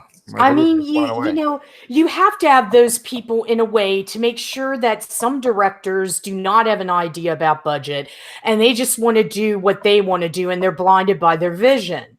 But conversely, if you have somebody who doesn't let a director have some sort of creative freedom and they're always second guessing them and they're always micromanaging, you're going to get a piss poor film. You have to let the reins go a little bit. You do, but the older some executives get, I mean, they start losing control. These are people who had total fucking control. It's all about a fucking power trip. When they start seeing their power slip, they kind of freak out a little bit. It's interesting to watch, and it's sad. And you see the sad side, like you see the sad side of wealth and of fame, and yeah, it's I mean, Avi Arad, just God, those emails that Midnight's Edge was talking about. It's sad that this guy was like running the Marvel universe, and now he's like getting mad that the guy he's working with got like top billing over him. Like, who gives a fuck? Who cares? But apparently that matters to him. I mean, like the that's what they care about. There's an email from Avi Arad to Amy Pascal going, why is my guy's name is Matterson? Why is his name above mine? Oh, Jesus Christ. I mean, like not why does Spider-Man suck? It was, why does this guy's name above mine? And by all means, at the time, that guy was doing the lion's share of the work. That's who Sony wanted to work with. In the Sony hack, Amy Pascal, again, Midnight Edge pointed this out, that they didn't want to work with him anymore, and he was kind of need to be put out the pasture. And that was then. The Sony hack was what, 4 years ago, 3 years ago? 3 years ago, Yeah. By the way, what you're seeing here is our Patreon, and the stuff you saw at the end is a representation of the stuff you get when you join up. We give you stuff, packages going out next week. Yeah. So we that was our Patreon. So thanks for checking it out. Yeah, it's crazy. So just a quick preview of the video I may or may not do is, if you love Spider-Man, if you truly, truly love Spider-Man and care about his future, and you know, yeah, I'm kind of calling for a boycott of Sony, because if Sony succeeds with Spider-Man, it will hurt the character for years to come. And yes, you probably have to miss some good stuff. Into the Spider-Verse looks really fucking good. It does. But if a successful, and I think Into the Spider-Verse will make so much money. I think that thing is going to make crazy amounts of money. I think it's going to be a huge, huge hit. And it will put Spider-Man in jeopardy for the future. I'm talking about in comic books, though. There might, unless Marvel and Sony can work with each other, then all this is moot. But if they can't, I can see Marvel burying him in the comics, them trying to find somebody else to be the face of Marvel. And the face of Marvel is Spider-Man, whether Marvel likes it or not, Sony likes it or not, doesn't matter what anybody likes. It's the face of Marvel is Spider-Man. And I see trouble on the horizon. I do. And if we support Sony products and theirs hit, then that actually is going to hurt the character, especially in the comics. Like, that's where it's really going to hurt. So yes, I don't know. Carrie Dalton, yes, Into the Spider-Verse is having a theater release. It is in December. Yeah, it looks great. Yeah. I mean, like, I can't wait to see that movie. I really can't. I don't understand why Sony and would like mistreat Spider-Man, because the game that Marvel sanctioned and gave their stamp of approval, the current PS4 game, is huge. Mm-hmm. And why would you treat that franchise like you don't give a shit about it when it could be a moneymaker and you're business people? What are you doing? I don't know. I don't know how Sony got that. Somebody made a bad deal, because I don't know how they got rights to fucking Miles Morales. I mean, that Miles Morales, that must be part in the deal, that anything you create under the Spider-Man banner becomes part ours too. Yeah. Who fucking signed that deal? I mean, they had their out. They could just do Miles. I would kill me, but they just do Miles Morales, and they can't even do that. So it was probably back in the day when they had to partner with people to get movies made. With all those different people. They were done during the bankruptcy. Yeah. I've had a couple people in the chat going off on solo villain movies. They're like, yeah, we could have Galactus, a movie where he just eats planets and looks impressive. Sits around and Darkseid sitting around doing math. Yeah. Villain movies are a bad idea. That's why we got X-Men First Class. That was supposed to be the Magneto movie, and it turned into First Class, which I actually kind of liked quite a bit, actually. Matthew Vaughn. Joe says the face of Marvel is Stan Lee hogging the camera. Yeah, and Mako says Feige versus Arad, round 2. The student has become the master. He has surpassed the master. He has taken the pebble from his hand and thrown it on his head. The Padawan has become the master. But Padawan. You know, nothing lasts forever. Nothing lasts forever. I totally believe Kevin Feige is the kind of guy who will, as soon as he sniffs any kind of like downward turn for the MCU, he's out of there, man. Boom, gone. You'll see like a cloud of dust, and that's it. go out on top. Operation Sky Pebbles says if you want changing content, then don't buy any of the stuff produced by any of their advertisers. Hit them in the wallet. That way you'll get shows like Firefly for more than one season. I totally agree, but the problem is getting the masses to go along with you. Mm-hmm. That is a fight we will never win.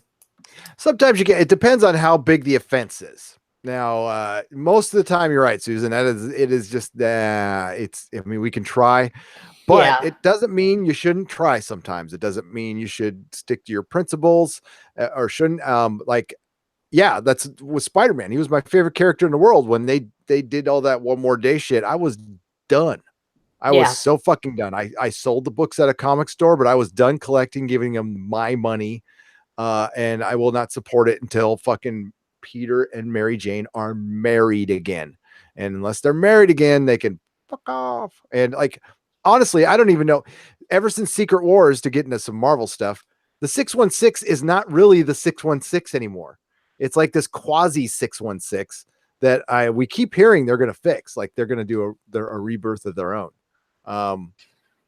Yeah, they're going to need to like have almost like a big collapse and a big bang again. They're going to have to do a DC and reset their universe. Kevin Feige will jump ship for DC the moment he sees the ship sinking after Bendis. Nothing surprises me anymore. I think that he'll either jump ship to DC or get kicked upstairs to CFO, CEO.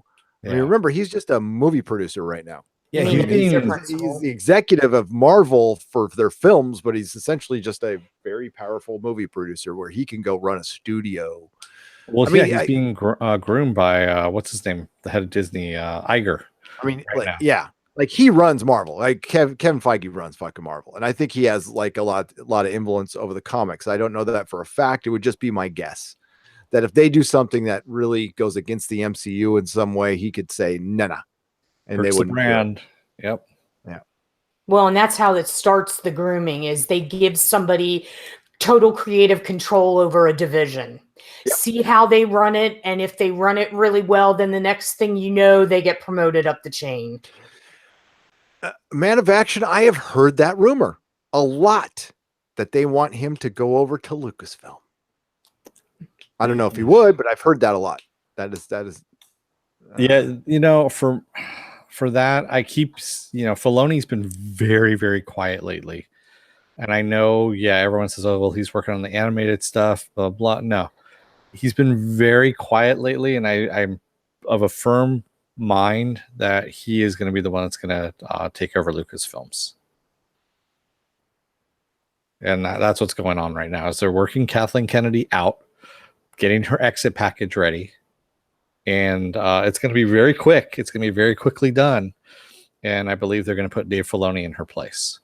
I should probably that means that she'll come out and she'll say, like Gary just said, she'll retire and she's going to have a yoga studio in Ojai and do independent features or something. Oh, yeah. I mean, she could retire. I mean, she's got plenty of cheddar. She's fine. She is fine. Okay. We should probably wrap it up. It is late. We have been going for 3 hours and it went by so fast. It saddens me. It's going to be another week till another Friday night show, but we have so many shows to come up. We have our Mitch Brothers show, which is, we have no idea when yet. So, Viking Bitch, tell me, weekend. Let me know what your availability. Well, I want it to be this weekend, kind of. Let me know your availability, Viking Bitch. If you hear that, just DM me either on Twitter or Facebook. Cool. You put me on your patrons video too. Been a patron for 4 months now. Sorry, Mark. When you were on there, did I not? Oh, I must have left you off. I could have sworn I put you on there. Sorry about that, Mark. But could you put me on your? I thought you were. Were you not? Oh man, how do I keep missing shit? I think you were there, and you might got. What the hell? Yes, of course, Mark. I'll put you on there. But of course, I have to add a lot of patrons there. I actually have time to do that too. So sorry about that, Mark. I apologize. Yeah. So we want to do a Venture Brothers video very soon. We're doing a Patreon, The Expanse commentary this weekend. Sometime this weekend, we're going to finish Haunting of Hill House and give you a review. Doctor Who. Doctor Who. Don't know. I'm debating on that because they're not showing it at the same time anymore, and that's kind of a problem. So I think I'm probably going to do a review after it airs in the UK, and then later that night after it airs in the US, we can have a chat about it. So I might split it in the two. It depends on how good the episode is, to be honest with you. But for analytics, I got to do it after the UK airing, and yes, I have my ways of watching it in the UK because it airs earlier here, obviously. So yeah, and then check the schedule for the rest. There's a lot of stuff coming up. We got Daredevil coming up next week. Very excited. Yes. Very excited. Bullseye is coming. And yeah, lots of Netflix shows coming up. But yeah, as far as regular weekly TV, we're not going to be covering a whole bunch until January, and then it's nuts. So we'll be doing some live stream until then. Susan, plug your wares. Sure, you can find me at 1428elm.com. We are also on Facebook, and we're on Instagram as well. You can also catch me at Susan on the Ledge on Twitter. And also I'm on Instagram at De Facto Scribe. And you can catch the Goddesses of Gore podcast on Mead every Wednesday with Mecha Random and with Tom Connors. You can get us every Wednesday at 6 p.m. Eastern Standard Time. Excellent. Dennis, what are you doing this weekend? Nothing. Okay. Playing your card game on Sunday? I am not, because they didn't want to do it this weekend. They're going to do it next weekend when I have my class. So I can't do that. So, yeah. All right. Yeah, we could always play solitaire. No, not with these cards. I always lose. Bullseye wants a costume, says Mr. Roboto. They have backed up a truck and did a fourth movie with older Tommy and Franco. Then I would pay to see Spider-Man movie again, says Matt Guy. Fuck yeah, I would. Oh my god, I would love that. That would be great. You want? Yeah, that's the only exception to the MCU Spider-Man. It would be Tobey Maguire coming back with the Sam Raimi directed Spider-Man movie, and he got to like kind of end on a high note. I don't be surprised if something like this happens in the next couple of years. Don't be surprised if you see like Michael Keaton reprising the Batman role, which would make I would have the biggest geekasm in the world if that happened. Just do an Elseworlds, something with one of these original. That'd be fun. That'd be totally fun. All right. Thank you, you guys. Thank you to our wonderful patrons. Sorry to Mark Mignata. I will fix that error. And we have a lot of new patrons. You're going to be getting a lot of stuff. And thank you for, oh boy, stretch for a second. I got to get that window back open because we got to thank our super chatters. Yeah. Start thanking everybody in the chat. All right. Thank you. Domo arigato, Mr. Roboto. That's never going to get old. Tim F. Chris Prissa. I think I got it right that time. Joe, Man of Action, Mary Ashmead, Susan Layton. Hey, how's it going? And Operation Sky Pebbles, CD Horde, and Tim F. There we go. Matt Guy, Pat Bollinger, Destiny Captain, Tanks 7. Sorry, I messed that up. Apple Crow, Catarone. There we go. Carrie Dalton, Nihilist Shadow, Davis 404. How's it going? Haven't seen you in a little while. Mako, Mark Maginot, and who else do we have? Casis. That's always a hard one to get there. You guys have weird names that I can't get my tongue around half the time. I'm sorry if I murder your name. Terry B. That was actually easy. Thank you.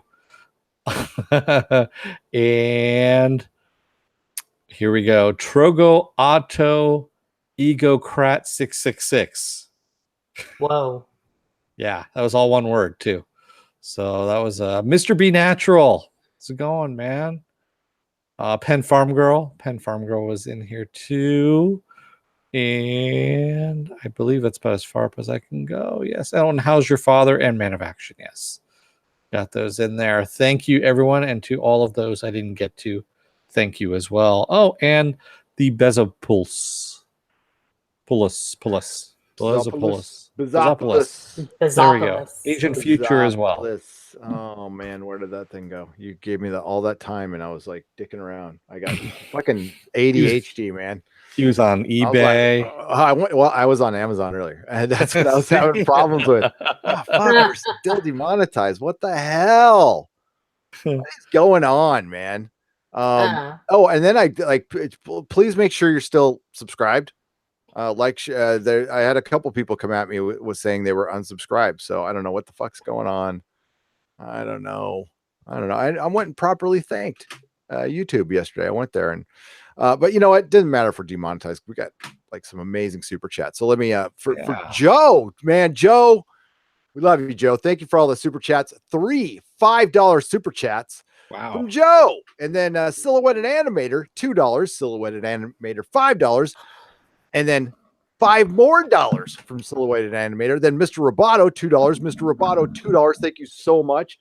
Movie Fanobi, the great Movie Fanobi, $1.99, $4.99, $1.99, and $1.99. It's greatly appreciated, guys. It actually helps more now than ever. They are appreciated but not required. Okay, we'll always read your fucking chat, not your fucking chat, but your chat. You know what I'm talking about. That's our next podcast. Your fucking chat. Chat. Yes. Yes. Our next, actually, the Venture Brothers one is us reading all your comments from the season, and that's going to be fun. A lot of them are like, "Man, you mispronounced." I mean, I know. No, that's what we got to do. We got to take the heat, man. Warping out, everybody. Thank you very much for joining us. You are the best chat on the internet, and we will all see you soon. Dennis, take us out. Children of Earth, don't let the door hit your ass on the way out. Otherwise, you may find yourself in the middle of a thunderstorm while you're podcasting. Right. Susan, say goodnight. Good night, everyone. May the small folks sing songs of your greatness. See you soon.